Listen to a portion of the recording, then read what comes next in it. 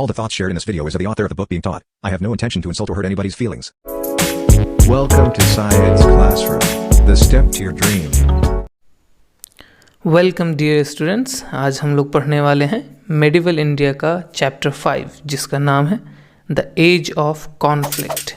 इसमें जो हम लोग हिस्ट्री कवर करेंगे वो होगा 1000 से लेकर के 1200 AD तक का। जितना भी इस बीच जितने भी कॉन्फ्लिक्ट्स स्ट्रगल्स हो रहे होंगे उन सब को हम लोग पढ़ेंगे, ठीक है। तो इस चैप्टर्स में जो हमारे टॉपिक्स होंगे वो होगा सबसे पहला इसका ओवरव्यू हम लोग लेंगे कि इस चैप्टर में किन किन चीज़ों पे हम लोगों को बात करना है। ये कह लें कि हम एक तरह से इसमें एक कंसेप्ट डेवलप कर लेंगे कि जिन जिन रीजन्स में जो होने वाला है उससे पहले वहाँ क्या हो चुका है, इन सब चीज़ों को हम लोग जानेंगे, ठीक है। और जो सेकंड टॉपिक होगा वो होगा द गजनविद्स, जो गजनविद एम्पायर है उसके बारे में जानेंगे। फिर हम लोग जानेंगे राजपूत स्टेट्स के बारे में कि राजपूताना के रीजन में या नॉर्थ वेस्टर्न रीजन में जो राजपूत स्टेट्स थे, है ना, वो कौन कौन से थे, उनका यहाँ पे क्या क्या रोल है। फिर हम लोग पढ़ेंगे the Turkish conquest of north India. North India पे जो तुर्की लोगों ने, है ना, कह सकते हैं कि इन्वेड किया था और जीत लिया था। तो फिर हम लोग देखेंगे कि इस बीच जो बैटल ऑफ तराइन हुआ मोहम्मद गौरी और पृथ्वीराज चौहान के बीच, वो कितने बैटल्स हुए और कौन जीता, किन वजहों से जीता, इन सब चीज़ों को पढ़ेंगे। फिर हम लोग देखेंगे कि इस कॉन्क्वेस्ट के बाद जो टर्किश कॉन्क्वेस्ट हुआ गंगा वैली का, बिहार का और बंगाल के रीजन का, है ना, वो किसने किसने किया, कैसे कैसे किया।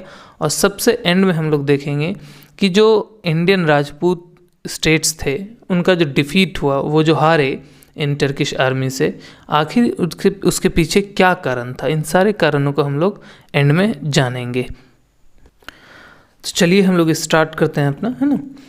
सबसे पहला टॉपिक हम लोग ओवरव्यू ले लेते हैं। देखिए 9th सेंचुरी के एंड आते आते तक क्या होता है कि जो एबेसिड कैलिफेट था ना, है ना, हम लोग जानते होंगे एबेसिड कैलिफेट जो है ईरान, इराक, इन सारे रीजन में था।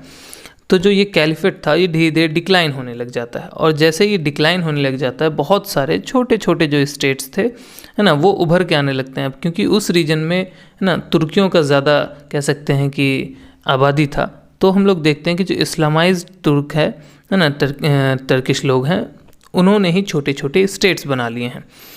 अब हुआ क्या ना कि ये जो टर्क्स थे, जो तुर्की लोग थे, वो एबेसिड एम्पायर में एक महल के जो रक्षक होते हैं, जो गार्ड्स होते हैं, उसके रूप में वो गए थे। बाद में धीरे धीरे वो, है ना, अपना पावर बढ़ाते चले गए और फिर किंग मेकर्स बन जाते हैं। तो होता क्या है ना कि ये जो टर्किश पीपल गए जो एज अ गार्ड काम कर रहे थे, फिर बाद में वो पावरफुल हो गए।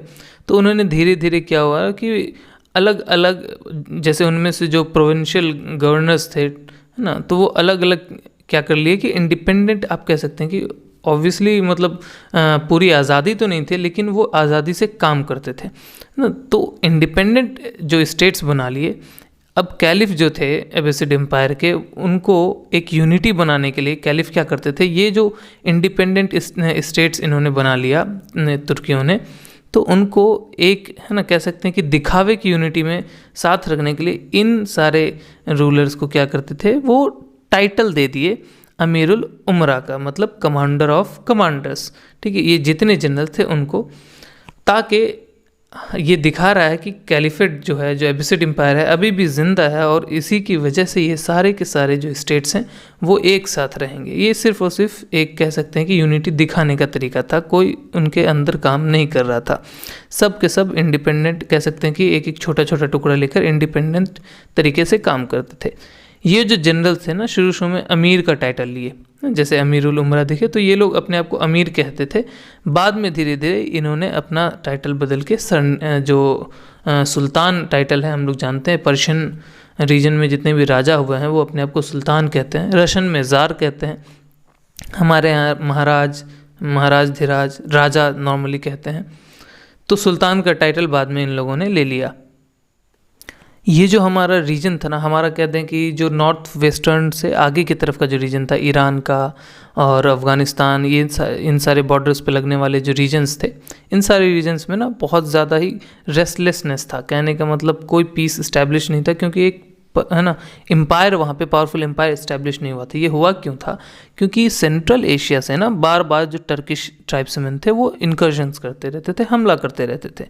इसके अलावा जो टर्किश सोल्जर्स हुआ करते थे वो अपना जो लॉयल्टी है ना वो चेंज करते रहते थे। अगर जैसे ही कोई उनका रूलर पावरफुल नहीं रहा, उन्होंने तुरंत जो पावरफुल मान लीजिए उसमें मंत्री होंगे उनकी तरफ अपना लॉयल्टी शिफ्ट कर दिया, तो एम्पायर्स गिरते रहते थे, है ना। इसके अलावा जो मुस्लिम सेक्ट्स थे वहाँ पे, अलग अलग जो मुस्लिम ग्रुप्स होंगे, तो उन सब के बीच में बहुत झगड़ा चलते रहता था, ठीक है। या मान लीजिए रीजन वाइज अगर बात कर लें कि इस रीजन के लोगों का जो कह सकते हैं कि लॉयल्टी है ना, वो दूसरे वाले रीजन के साथ नहीं हो सकता, वो अपने ही रीजन के लोगों के साथ वो लॉयल्टी दिखाते थे। तो ये जो स्ट्राइफ्स हम लोग कह सकते हैं या कॉन्फ्लिक्ट्स हुआ, इसकी वजह से ये पूरा का पूरा रीजन जो था ना पूरा रेस्टलेसनेस में था। इसके अलावा हम लोग देखते हैं जो टर्किश ट्राइब्समैन थे वो बहुत कह सकते हैं कि ज़्यादा बड़े एरिया पे एक्सपेंशन नहीं करते थे। उनका मेन चीज़ था कि जहाँ तक हो सके वहाँ तक हम लूटें, है ना, प्लंडर करें। कोई आसपास अमीर कोई सिटी है तो उसको जाके लूट लें, उस पर हम अपना पावर दिखाएं, ये सब उनका शौक़ नहीं था। ये जो टर्किश ट्राइब्समैन थे ये सिर्फ लूट पाट करते थे, ठीक है। तो धीरे धीरे हम लोग देखते हैं कि इनका जो देखिए ये लूटने वाला जो रवैया है ना, ये जो बिहेवियर है ना, इसमें बहुत ज़्यादा ही स्ट्रॉन्ग आर्मी की ज़रूरत नहीं होती, ठीक है। तो इनका जो मेन कह सकते हैं कि मोड था वॉरफेयर का, वो था कि बहुत तेज़ी से जाओ, बहुत तेज़ी से पीछे आओ और बहुत ही, है ना, जल्दी में जितना लूट सकते हो लूटो। और जितने भी छोटे छोटे स्टेट्स हो जाएंगे, जैसे कि मान लीजिए एक बड़ा एम्पायर था, उससे एक जो चीफ था उसने अपना एरिया अलग कर लिया कि अब हम इंडिपेंडेंट हो गए। तो ऐसे छोटे छोटे जो स्ट्रैगलर्स होते थे उन पे ये अटैक करके पूरा लूट मार करते थे। अब ये जो लाइटनिंग रेड्स मारते थे, बहुत तेज़ी से गए, लूट लिए और निकल लिए। मतलब अगर कोई हमें पीछा भी करे हमें मारने के लिए मान लीजिए, तो बहुत तेज़ी हम लोग निकल जाएं कि उसके पकड़ में ना आए, ठीक। अब इसके लिए क्या था कि उनके पास बहुत ही एक्सीलेंट क्वालिटी ऑफ हॉर्सेस थे, बहुत ही अच्छे घोड़े होते थे और साथ में उनकी अपनी हार्डीहुड कहते हैं कि झेलने की क्षमता, है ना, हार्डीहुड थी कि वो घोड़े के ऊपर कई घंटों बैठे बैठे दूर तक ट्रैवल कर सकते थे, इतनी क्षमता उनके बॉडी में थी। तो इस वजह से क्या होता था कि बहुत ज़्यादा ही वो रैपिड एडवांस, बहुत स्विफ्ट, बहुत तेज़ एडवांस करते थे और बहुत तेज़ भी वापस भी आ जाते थे, ठीक है। तो ये सारा उनका जो वॉरफेयर का मोड था। इसी बीच हम लोग देखते हैं जो इंडिया है ना, अपना नॉर्थ इंडिया में गुर्जर प्रतिहाराज रूल कर रहे थे, वो धीरे धीरे डिक्लाइन कर जाते हैं, ख़त्म कर जाते हैं। तो हम लोग देखते हैं कि नॉर्थ इंडिया में भी पॉलिटिकल अनसर्टेनिटी हो जाता है और फिर सेम उसी टाइम पे हम लोगों को ये जो रीजन है कह सकते हैं कि खुरासन का, ट्रांसऑक्शियाना का, ये सारा रीजन जो अफ़गानिस्तान और ईरान के बीच का जो और है ना, और भी जो देश हैं उस टाइम पे, सेंट्रल एशिया के जो पार्ट्स हैं उन सबको जोड़ के कह लें तो यहाँ पे भी पॉलिटिकल रेस्टलेसनेस है। जब एबेसिड कैलिफेट जो है ख़त्म हो जाता है ना, उसके बाद हम लोग देखते हैं कि इस रीजन में, ये देखिए ये वाला रीजन जो है ना, ये रीजन आपको ट्रांसऑक्सियाना कहलाता है और ये रीजन जो है ये खुरासन कहलाता है, ठीक है।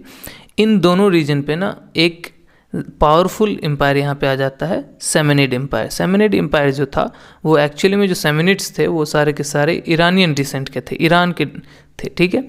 तो ऑब्वियसली हम लोग आगे चल के देखते हैं कि सेमेनिड्स जो हैं वो पर्शियन कल्चर को बढ़ावा देते हैं, वहीं से पर्शियन कल्चर स्टार्ट होता है, क्योंकि एबेसिड कैलिफेट में के अंदर जो था वो अरबियन कल्चर था, क्योंकि वो सारे रूलर्स अरब के थे, है ना। तो सेमेनिड्स के आने के बाद यहाँ का जो कल्चरल कह सकते हैं कि डेमोग्राफी है वो बदलता है, ठीक। अब सेमेनिड्स जो है ना, इनको इस रीजन पे डायरेक्ट इस साइड से, है ना, सेंट्रल एशियन ट्राइब्स का बहुत हमला लगातार होता रहता था ट्राइब्स का। अब इन ट्राइब्स से लड़ते रहने के लिए इन लोगों के पास एक नया कह सकते हैं कि फ़ौज का एक नया टुकड़ी, एक्चुअली में उसको रेगुलर आर्मी भी नहीं कह सकते, वो ज़्यादा आज़ाद हुआ करते थे। तो एक नया सोल्जर का टाइप जिसको गाजी कहते हैं वो डेवलप हुए। ये जो गाजी जो सोल्जर टाइप थे ना, ये बहुत ही लड़ाकू हुआ करते थे, मतलब योद्धा होते थे। और साथ साथ ये योद्धा होने के साथ साथ ना इनके अंदर एक और खूबी थी कि वो किसी भी हद तक, मान लीजिए उनके पास बहुत ज़्यादा रिसोर्सेज रहा तो भी वो लड़ेंगे, और अगर वो भूख के हालत में आ गए तो भी वो प्रोटेक्ट करने के लिए एम्पायर को लड़ते रहेंगे। तो अगर हम लोग इस हिसाब से देखें तो गाज़ी जो हुआ ना, गाज़ी वो एक्चुअली में फाइटर के साथ साथ मिशनरी भी था, क्योंकि यहाँ पे माना जाता था कि ये जो सेंट्रल एशिया से जो ट्राइब्स हमला किया करते थे ये जनरली ना, क्योंकि सैमनिड एम्पायर एक कह सकते हैं कि उनका जो रिलीजन था वो इस्लाम था, वो सारे मुस्लिम थे। तो जो सेंट्रल एशियन ट्राइब्स थे वो जनरली है ना अपने जिस जगह पे रहते थे वहाँ के पहाड़, नदी, पेड़ पौधा, इन सब को पूजा करते थे। तो मुस्लिम्स के द्वारा इनको जो है थोड़ा घटिया माना जाता था, मतलब ये जंगली हैं, या कह लीजिए कि एक तरह से कि बहुत ही हीन निगाह से देखा जाता था। तो जो गाज़ी थे ना वो सिर्फ और सिर्फ अपने रीजन को प्रोटेक्ट नहीं करने के लिए बल्कि अपने रिलीजन को भी, इस जगह पे जो इस्लाम है ना पल रहा है उस पर इनका कब्जा ना हो जाए, इसके लिए भी वो लड़ते थे। तो वो मिशनरी की तरह भी लड़ते थे और एक वॉरियर की तरह भी लड़ते थे। तो इसकी वजह से क्या हुआ ना कि ये जो गाज़ी थे है ना, इनके लगातार लड़ते रहने की वजह से ये जो सैमनिड एम्पायर है ये बचा रहा। और धीरे धीरे देखते हैं कि ये जो सेंट्रल एशियन ट्राइब्समैन सब जो हैं जो हमला करते हैं, इनमें से बहुत सारे धीरे धीरे फिर इस्लामाइज्ड हो जाते हैं, है ना। तो ये जो टर्किश ट्राइब्स जो इस्लामाइज्ड हो गए हैं, अब यही क्या करते हैं, धीरे धीरे इधर एक वॉल क्रिएट कर देते हैं सारे स्टेट्स, जिसकी वजह से है ना ये जो हमला इधर आना है वो कह सकते हैं कि रुक जाता है। तो इधर थोड़ा पॉलिटिकल यूनिटी आ जाता है। अब हम लोग बढ़ेंगे अपने नेक्स्ट टॉपिक पे, जो कि है गजनविद्स के बारे में। तो जो सैमनिड एम्पायर था ना उसमें बहुत सारे गवर्नर्स थे, ठीक है। उसमें से एक टर्किश स्लेव था एलेप्टगीन। जो एलेप्टगीन थे है ना, उन्होंने ही सबसे पहले जब सैमनिड एम्पायर ख़त्म हो गया तो उन्होंने ही सबसे पहले एक इंडिपेंडेंट किंगडम अपना बना लिया, और उसका जो कैपिटल था वो गज़नी में था। गज़नी आपको एक सिटी है जो अफ़गानिस्तान के साइड है, जो ट्रांस ऑक्सियाना का रीजन मैंने बताया उसी में था, ठीक है। तो गज़नी कैपिटल उन्होंने चुना और उसके आसपास का जो रीजन था उसको अपना एक अलग एम्पायर घोषित कर दिया, ठीक है, जिसको गजनविद एम्पायर हम लोग कहते हैं। उसके बाद हम लोग देखते हैं कि जो एलेप्टगीन है वो कुछ वॉर्स लड़ते हैं और फिर वो उनका डेथ हो जाता है। उसके बाद उनके उत्तराधिकारी बनते हैं महमूद, जो बाद में आगे चल के महमूद गजनी के नाम से जाने जाएंगे, ठीक है। इन्होंने ही 1998 में थ्रोन पे असेंड किया और 1030 AD तक रूल किया।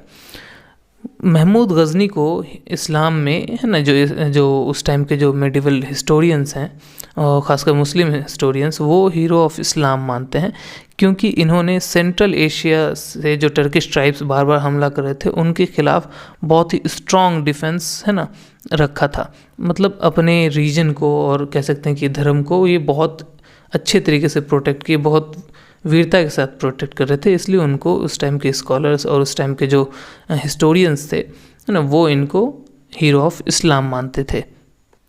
महमूद जो गजनी थे है ना, उनके टाइम में जो ये जो गाजी स्पिरिट था वो और ज़्यादा इंक्रीज़ कर गया। कहने का मतलब उनको हीरो की तरह देखा जा रहा है, उनको लीजेंड से जोड़ा जा रहा है। तो उस टाइम पे जो ये सोल्जर्स थे जो डिफेंड करते थे अपने एम्पायर को और अपने रिलीजन को है ना, वो बहुत ही और ज़्यादा कह सकते हैं कि स्ट्रॉन्ग हो गया, ठीक है। जैसे मान लीजिए एक अच्छा रूलर आ जाता है या एक अच्छा नेता मिल जाता है तो नेशनलिस्ट स्पिरिट जो है हमारा वो अच्छे से ना और स्ट्रॉन्ग हो जाता है, ठीक है। तो वैसे ही इनके रहते हुए गाजी स्पिरिट और मजबूत हो गया। महमूद को ही है ना बहुत ही क्लोजली जोड़ा जाता है कि जो ईरानियन स्पिरिट का कह सकते हैं कि स्ट्रेंथ वापस आया ना, पर्शियन लैंग्वेज और जो लिटरेचर और जो कल्चर को प्रमोट किया गया वो इन्हीं के अंडर किया गया। हालांकि मैंने बताया कि सैमनिड्स ने ये स्टार्ट कर दिया था। जैसे कैलिफेट एबेसिड कैलिफेट ख़त्म हुआ, सैमनिड एम्पायर आया, सैमनिड एम्पायर ने सारा की सारी चीज़ें वापस नॉर्मल पर्शियन करनी स्टार्ट कर दी, मतलब ईरानियन कल्चर वापस लाना स्टार्ट कर दिया। लेकिन सबसे बड़ा काम महमूद गजनी के टाइम पे हुआ ना। इसी टाइम पे कहा जाता है कि जो पर्शियन लैंग्वेज और लिटरेचर है वो अपने क्लाइमेक्स पे पहुंचा। जैसे कि एक राइटर थे, पोइट थे फिरदौसी, ठीक है। जो फिरदौसी थे वो महमूद के ही कोर्ट के पोइट थे। उन्होंने ही शाहनामा लिखा है, बहुत ही फेमस है ना ईरानियन लिटरेचर है, बहुत फेमस है। इसमें बहुत सारे लीजेंड्स की कहानी, ईरानियन हीरोज़ की कहानी है जो कि कनेक्ट करवाती है ईरानियन लोगों को एक दूसरे के साथ, ठीक है। इन्होंने बहुत सारे जो स्ट्रगल्स और कॉन्फ्लिक्ट्स हैं ईरान और आसपास के रीजन जैसे तुरान है ना, उन सब में लड़ाइयाँ हुई, उसमें ईरानियन के हीरोज़ का क्या रोल है उसको ज़्यादा है ना बहुत अच्छे तरीके से दिखा करके एक मिथिकल कह सकते हैं कि रिप्रेजेंटेशन उन्होंने दिया, और जो एंशियंट ईरानियन हीरोज़ थे उनकी जो हिस्ट्री थी उनको ग्लोरीफाई कर दिया, उनको और ज़्यादा बढ़िया कर दिया।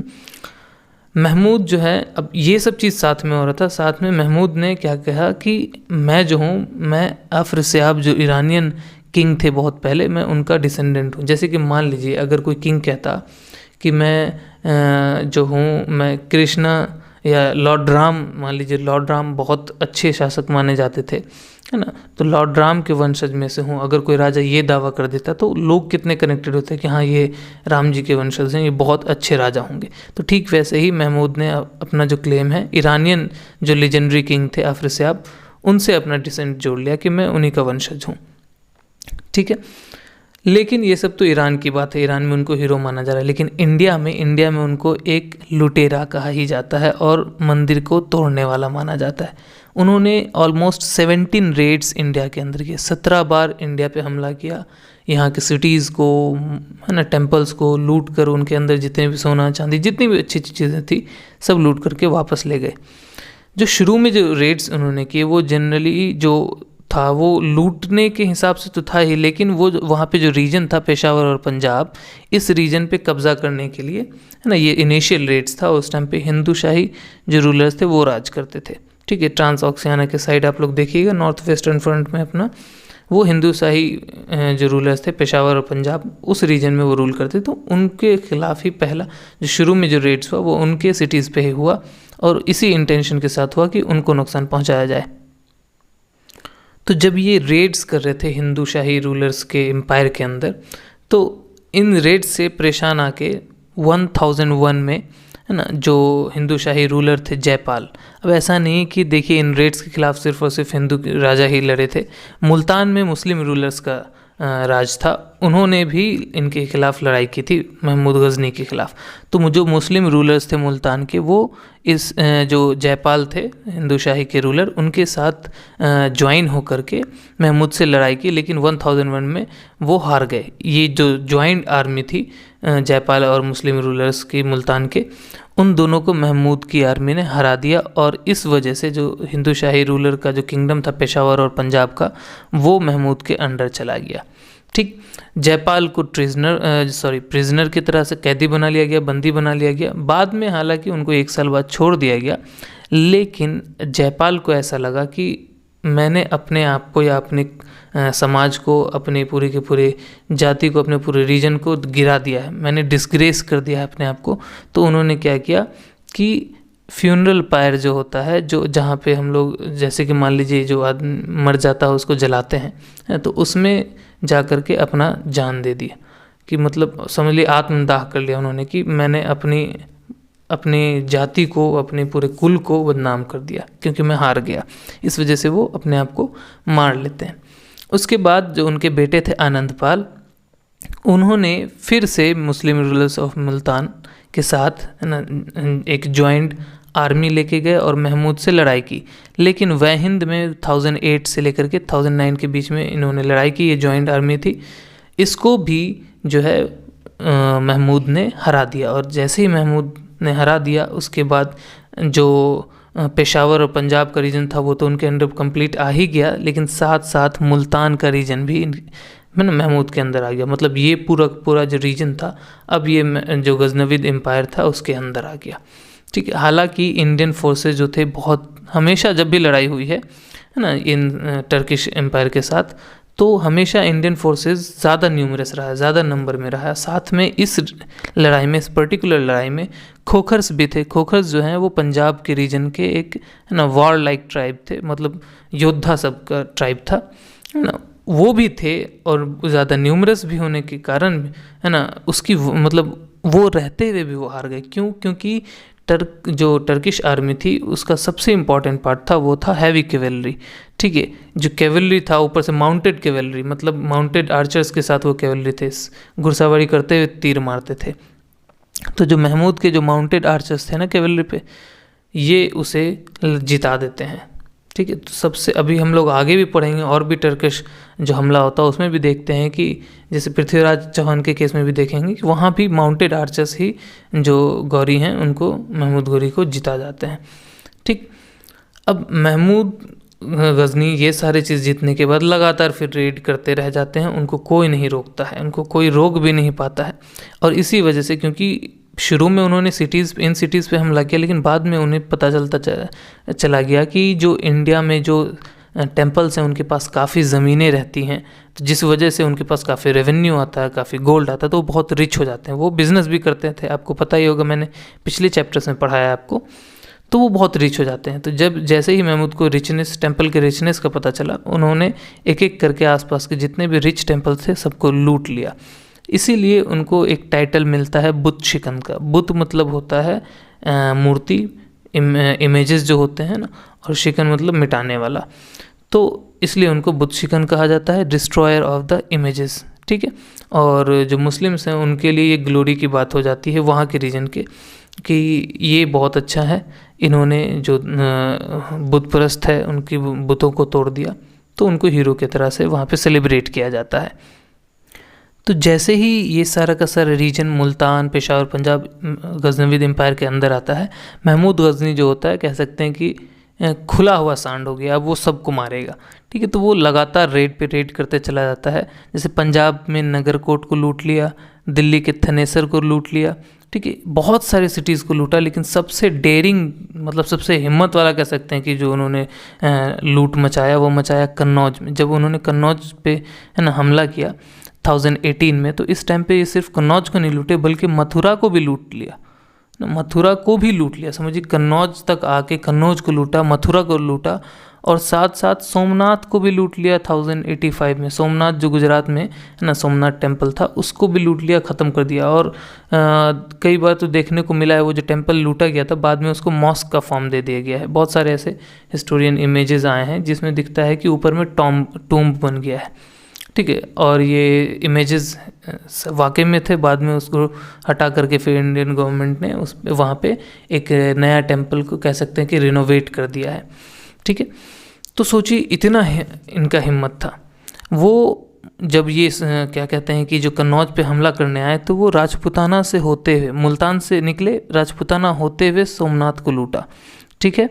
और जब ये मथुरा कन्नौज को लूटे थे, उस टाइम पे ये वापस जब जा रहे थे, तो बुंदेलखंड का रीजन, कलिंजर वाला है ना, वहाँ से होते हुए गुजरे। अब ये मेंशन क्यों हो रहा है कि भाई वो राजपुताना से होते हुए लूट रहे हैं सोमनाथ को, और बुंदेलखंड से होते हुए निकल रहे हैं मथुरा और कन्नौज को लूटने के बाद भी? क्योंकि ये सारे रीजन में ना राजपूत स्टेट्स थे, और राजपूत जो है अपने युद्ध कौशल के लिए बहुत फेमस होते हैं। सोचिए, इस बीच से ये लूट के भारी भरकम सामान सब एक से एक है ना, सोना चांदी जितना भी लूट का सामान था सब लेके जा रहे हैं। लेकिन एक चीज़ याद रखिए, इन्होंने इन सारे रीजन्स को मिलाने की कोशिश नहीं की, क्योंकि इनका मकसद था ही नहीं पॉलिटिकल पावर, इनका मकसद सिर्फ और सिर्फ लूटना था। ठीक है। अब ये ऐसा इसलिए कर पाते हैं क्योंकि नॉर्थ इंडिया में उस टाइम पे कोई भी स्ट्रॉन्ग स्टेट एग्जिस्ट नहीं करता था, जिसकी वजह से ये पूरे आज़ाद थे, पूरा का पूरा एकदम मारकाट लूटपाट मचा के रख दिया इन्होंने। 1030 में महमूद गजनी का डेथ हो जाता है, जो कि अच्छा ही हुआ एक तरह से, क्योंकि बहुत ज़्यादा लूट रहे थे इंडिया को। उसके बाद देखते हैं कि जो उनके बेटे हैं मसूद, वो थ्रोन को असेंड कर देते हैं। ठीक है। मतलब उसके बाद जो उनके बेटे हैं वो गद्दी पे आते हैं। लेकिन इसी बीच क्या होता है कि इस रीजन में, जो ट्रांसऑक्सियाना वाला रीजन है, इस रीजन में सेल्जुक एम्पायर आ जाता है। सेल्जुक एम्पायर का उदय होता है और वो सीरिया, ईरान और ट्रांसऑक्सियाना रीजन को अपने कंट्रोल में ले लेता है। इन तीनों रीजन पे सेल्जुक एम्पायर का रूल इस्टेब्लिश हो जाता है। लेकिन अभी भी एक रीजन है खुरासन का। तो जो खुरासन का रीजन है ना, अब देखिए ये जो मैप है, इस मैप में जो महमूद गजनी है ना, जो डार्क रेड कलर का आपको रीजन दिख रहा है, ये महमूद गजनी के अंदर गजनवीद एम्पायर का इमेज है। ठीक है। ये जो रीजन है उन पे, उस पूरे पे उनका रूल था। दो चीज़ एकदम ध्यान से देखिए, एक जो लाहौर है, ठीक है, और साथ में गजनी। ठीक है। गजनी कैपिटल था, लाहौर बाद में हम लोग देखते हैं गुरिद एम्पायर के टाइम पे वो कैपिटल होता है। अभी देखिए क्या होता है कि इन रीजन पे जो है ये सेल्जुक एम्पायर आ गया है। ठीक है। ये पूरा का पूरा रीजन, ये पूरा का पूरा इस टाइप से देखिए तो सेल्जुक एम्पायर के अंदर आ जाता है। ठीक है। लेकिन अभी भी ये रीजन जो है, ये वाला, ये खुरासन का रीजन, ये अभी भी खाली है। तो खुरासन के लिए सेल्जुक एम्पायर और गजनविद्स के बीच में लड़ाई होती रहती है और एक डिसाइसिव बैटल होता है जिसमें सेल्जुक एम्पायर के रूलर और मसूद के बीच में लड़ाई होती है और मसूद जो है वो हार जाते हैं। हारने के बाद मसूद चुपचाप इधर लाहौर आ जाते हैं, है ना, और रेफ्यूजी ले लेते हैं यहाँ पे। उसके बाद हम लोग देखते हैं कि जो गजनविद एम्पायर है वो बस इतना सा रह जाता है, लाहौर और गजनी मिला करके, आसपास का रीजन मिला करके बस छोटा सा एम्पायर रह जाता है। ठीक है, गजनी और जो पंजाब का रीजन, लाहौर वाहौर, ये सारा का सारा रीजन उनके अंदर है, लेकिन फिर भी पुराने एम्पायर के कंपेरिजन में बहुत कम। ठीक, अभी भी देखिए एक चीज़ था कि ये जो अब इनके अंदर प्लंडरिंग का आदत क्यों आया, ये लूट क्यों करते रहते थे, क्योंकि शुरू में ही बताया कि सारे के सारे जो सेंट्रल एशियन जो तुर्क थे वो सारे के सारे उनके अंदर आदत ही थी कि वो हमला करते थे, है ना, रेड मारने के लिए, सिर्फ लूटने के लिए। तो जब एबेसिड एम्पायर ख़त्म हुआ, फिर सैमनिड आया। सैमनिड में हम लोग देखते हैं कि गाजी जो सोल्जर्स थे उनके कारण बहुत डिफेंड किया गया, लेकिन बहुत सारे जो टर्किश ट्राइब्स थे वो जो इस्लाम धर्म है उसको कबूल करके उसी एम्पायर का हिस्सा बनते चले गए, लेकिन आदत नहीं गई उनकी लूट माट करने की। तो वो जब इस रीजन में आए, हमारे, है ना, जो नॉर्थ वेस्टर्न फ्रंटियर में आए, तब भी वो वहाँ पे रह के भी, जैसे कि मसूद जो गजनविद एम्पायर यहाँ पे इस्टेब्लिश किए इस छोटा सा रीजन में, तब भी गजनविद जो है, जो गंगेटिक वैली है हमारा, जो अंदर की तरफ आता है ना, इन सारे रीजन में लगातार हमला करते रहे, राजपूताना और गंगेटिक वैली में, लेकिन अब उतना बड़ा रेड नहीं कर पाते थे। क्यों? क्योंकि जो राजपूताना और गंगेटिक वैली का जो रीजन है, इसमें बहुत सारे नए नए स्टेट्स जो थोड़े पावरफुल थे वो ना उभर के आ गए थे और ये गजनविद रेड्स को काउंटर करते थे। ठीक है, अच्छा डिफेंस देते थे, कई बार तो हरा भी दिया, है ना। इस वजह से रेड्स का जो प्रचलन है वो ख़त्म हो जाता है और जो छोटा सा गजनविद एम्पायर है ये इंडिया के लिए, या मान लीजिए अगर उस साइड की बात करें सेल्जुक एम्पायर के लिए, किसी भी तरह का कोई थ्रेट पोज नहीं करता है। अभी हम लोग देखते हैं कि जो गजनविद एम्पायर है ना, वो अपने डिक्लाइन पे है और इसी बीच जो नॉर्दर्न इंडिया वाला पार्ट है ना, उसमें कई सारे राजपूत स्टेट्स नए नए निकल के आते हैं। इसमें जो है ना इम्पॉर्टेंट है, ज़्यादा इम्पॉर्टेंट है, उनमें से एक है गहरवाल, जिनका रीजन था कन्नौज, जहाँ पे वो रूल करते थे। दूसरे थे परमार, जिनका रीजन था मालवा, और तीसरे थे चौहान, जो रूल करते थे अजमेर पे। ये 3 इम्पॉर्टेंट न्यू राजपूत स्टेट्स थे। ठीक है, और बहुत सारे छोटे छोटे स्टेट्स उस टाइम पे आए, जैसे कि कालाचुरीज, जिनका जो रूलिंग रीजन था जबलपुर था, चंडेला जो बुंदेलखंड के राजा थे, है ना, राजा मतलब चंडेलाज बुंदेलखंड पे ही राज किया करते थे। चालुक्याज गुजरात पे राज कर रहे थे और जो तोमर्स थे वो दिल्ली पे राज कर रहे थे। ये छोटे छोटे स्टेट्स और कुछ पावरफुल स्टेट्स मिलकर के बहुत अच्छे से डिफेंड कर रहे थे। बंगाल और बिहार के रीजन में पालाज रूल किए शुरू में, फिर बाद में हम लोग देखते हैं कि सेनाज का वहाँ पे रूल आ गया, जैसे लक्ष्मण सेना एक राजा थे, है ना, हम लोग आगे पढ़ेंगे। तो इन सारे नए नए स्टेट्स की वजह से क्या हुआ ना, कि हालांकि अभी भी बहुत स्ट्रांग नहीं है, अगर एक स्ट्रांग टर्किश आर्मी आता तो ऑब्वियसली हारते, लेकिन हाँ छोटे छोटे रेड्स जो हैं वो उससे तो डिफेंस मिल गया कई सारा। अब देखिए जितना रेड लगाएगा उतना ज़्यादा ही लूट के वो लोग लेके जाएंगे, तो हमारा इकोनॉमी गिरेगा। तो इस वजह से जो उस टाइम पे छोटे छोटे स्टेट्स थे ना, उनका एम्पायर ख़त्म हो जाता था क्योंकि सारा लूट लिया जाता था। लेकिन अब यहाँ पे क्योंकि नए नए स्टेट्स आए तो वो छोटा छोटा रेड ख़त्म हो गया, तो इकोनॉमिक प्रॉस्पेरिटी आने लगा इन सब रीजन में। इनमें से जो गहरवाल्स थे ना, उन्होंने क्या किया, पालाज को हरा करके बिहार से निकाल दिया। अब बिहार के रीजन से पालाज का रूल ख़त्म हो गया और जो बनारस का रीजन था उसको सेकंड कैपिटल गहरवाल ने अपना घोषित कर दिया। जिस टाइम में गहरवाल एक्सपेंड कर रहे थे उस टाइम पे चौहान भी एक्सपेंड कर रहे थे। चौहान जो है अजमेर से एक्सपेंशन स्टार्ट करके वो गुजरात की तरफ एक्सपेंशन किए, रीजन को कॉन्कर किए, दिल्ली का रीजन और पंजाब के रीजन पे भी कई सारे छोटे छोटे रीजन्स को कॉन्कर किए। अब जो ये इस तरफ भी बढ़ रहे हैं, है ना, तो हुआ क्या ना, इसकी वजह से जो कन्नौज के रीजन में जो गहरवाल्स थे, है ना, उनके साथ इनका कॉन्फ्लिक्ट स्टार्ट हो गया। सॉरी, यहाँ पे चौहान से लिखा है, ये गहरवाल होगा। ठीक है, तो गहरवाल के साथ यहाँ पे चौहान्स का कॉन्फ्लिक्ट छोटा मोटा स्टार्ट हो गया। जो राजपूत सोसाइटी थी ना, जो राजपूत सोसाइटी थी उसका बेसिस क्या था, उसका बेसिस था क्लैन। ठीक है। हर क्लैन क्या करता था कि अपना जो है डिसेंट जो है वो एक कॉमन एंसेस्टर से डिज़ाइन करता था, चाहे वो इमेजिनरी हो या रियल हो। जैसे कि पिछले चैप्टर में हम लोगों ने पढ़ा कि कुछ राजपूत जो रूलर्स थे वो अपने आप को जो महाभारत काल के जो लूनर डायनेस्टी से थे, जैसे भीष्म पितामह, उनसे अपना एंसेस्ट्री जोड़ते थे कि वो उनके हम वंशज हैं। तो वैसे ही राजपूत सोसाइटी का जो बेसिक था वो यही था, क्लैन बेसिस था, और एक कॉमन एंसेस्टर, वो रियल हो या इमेजिनरी हो उसको प्रूव करने की ज़रूरत नहीं, वो अपना डिसेंट उससे मानते थे, क्योंकि राजपूत का मतलब ही होता है राजा पुत्र, है ना। इसके अलावा इनके अंदर बहुत ही स्ट्रांग फीलिंग थी अपने लैंड को लेकर के, फैमिली को लेकर के और ऑनर को लेकर के, ठीक है। अपने शौर्य के लिए, अपनी इज्जत के लिए वो जान भी दे देते थे, है ना। इस टाइप का फीलिंग इनके अंदर रहता था। ये कैक्टस था राजपूत का। हर राजपूत स्टेट जो है वो रूल किया जाता था एक रूलर के द्वारा, साथ में जितने भी उनके चीफ्स होंगे, है ना, वो सारे के सारे चीफ्स उनके ब्लड ब्रदर्स होंगे, कहीं ना कहीं से कोई ना कोई रिश्ता लगता ही होगा, खून का रिश्ता लगता होगा, ठीक है। ब्लड ब्रदर्स और वो इंसान जो रूलर होगा, ये सब मिल करके एक स्टेट को चलाया करते थे। तो कह सकते हैं कि जो ये सेंस ऑफ ब्रदरहुड है, मतलब सारे राजपूत एक दूसरे को भाई मान रहे हैं, है ना। और इजैलिटेरियनिज्म है, मतलब समझ लीजिए कि सोशल इक्वालिटी वाला वैल्यू, कि हाँ भाई तुम्हारी बात भी इक्वल है, मेरी बात भी इक्वल है, अपने लेवल में छोड़, है ना।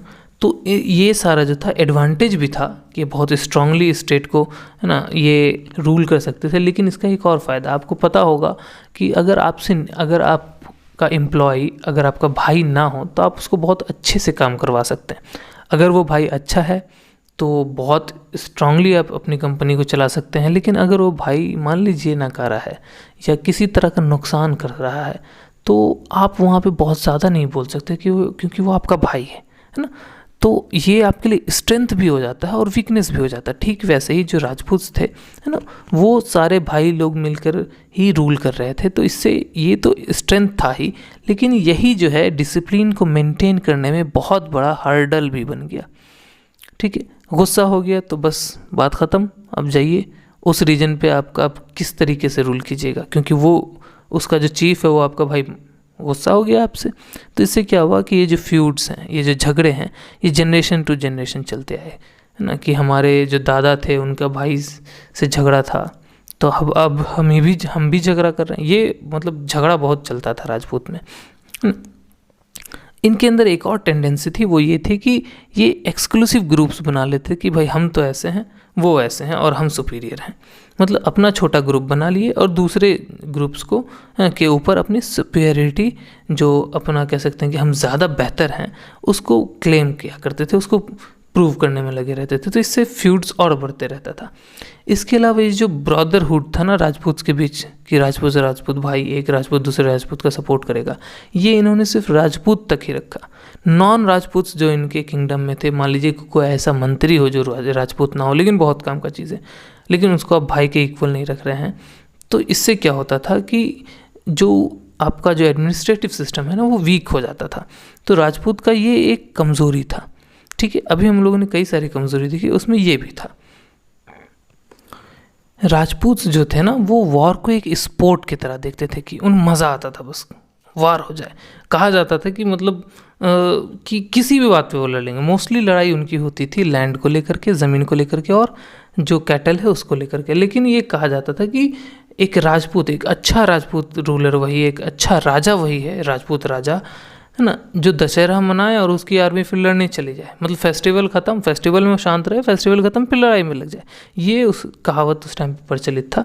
सोचिए कि वो राजपूत कितने बड़े लड़ाकू हुआ करते होंगे, कितने बड़े योद्धा होते होंगे, उनको बस लड़ाई चाहिए और कुछ नहीं चाहिए। इसी वजह से, है ना, बहुत कमज़ोरी भी आई बाद में, और देखने को मिलता है कि एक से एक लुटेरे आए, लूट के चले गए, वो डिफेंड नहीं कर पाए, ठीक है। ज़्यादातर राजपूत रूलर्स जो थे वो हिंदुज़म को परस्यू करते थे, वो हिंदुज़म के पेट्रॉन थे, है ना। लेकिन कुछ कुछ जो थे वो जैनिज़्म के भी पेट्रॉन थे, ठीक है। जो राजपूत थे वो जो हिंदुज़म के चैम्पियंस थे, पेट्रॉन थे, वो अपने आप को जो ये जो कास्ट सिस्टम था, कह लीजिए कि वर्णा सिस्टम, और जो ब्राह्मण्स को प्रिविलेजेस हैं, उनकी इज्जत है, उसके प्रोटेक्टर थे, वो अपने आप को प्रोटेक्टर मानते थे कि हम इस समाज के प्रोटेक्टर हैं और इसमें जो भी जैसा चला आ रहा है धर्म वैसा ही चलता रहेगा। ठीक तो ये तो हो गया उनके सोसाइटी की बात। अब हम बात करते हैं उस टाइम पे आर्किटेक्चर कितना देखिए डेवलप्ड हुआ था। तो ये जो पीरियड है ना 10th सेंचुरी से लेकर के 12th सेंचुरीज तक का है ना, इसमें टेम्पल बिल्डिंग को का क्लाइमैक्स माना जाता है ना, कि टेम्पल बिल्डिंग इस टाइम में बहुत ही बेहतरीन और सबसे बेहतरीन इसी टाइम पे था। इस टाइम का जो टेम्पल बिल्डिंग स्टाइल था ना उसको नगारा कहते थे।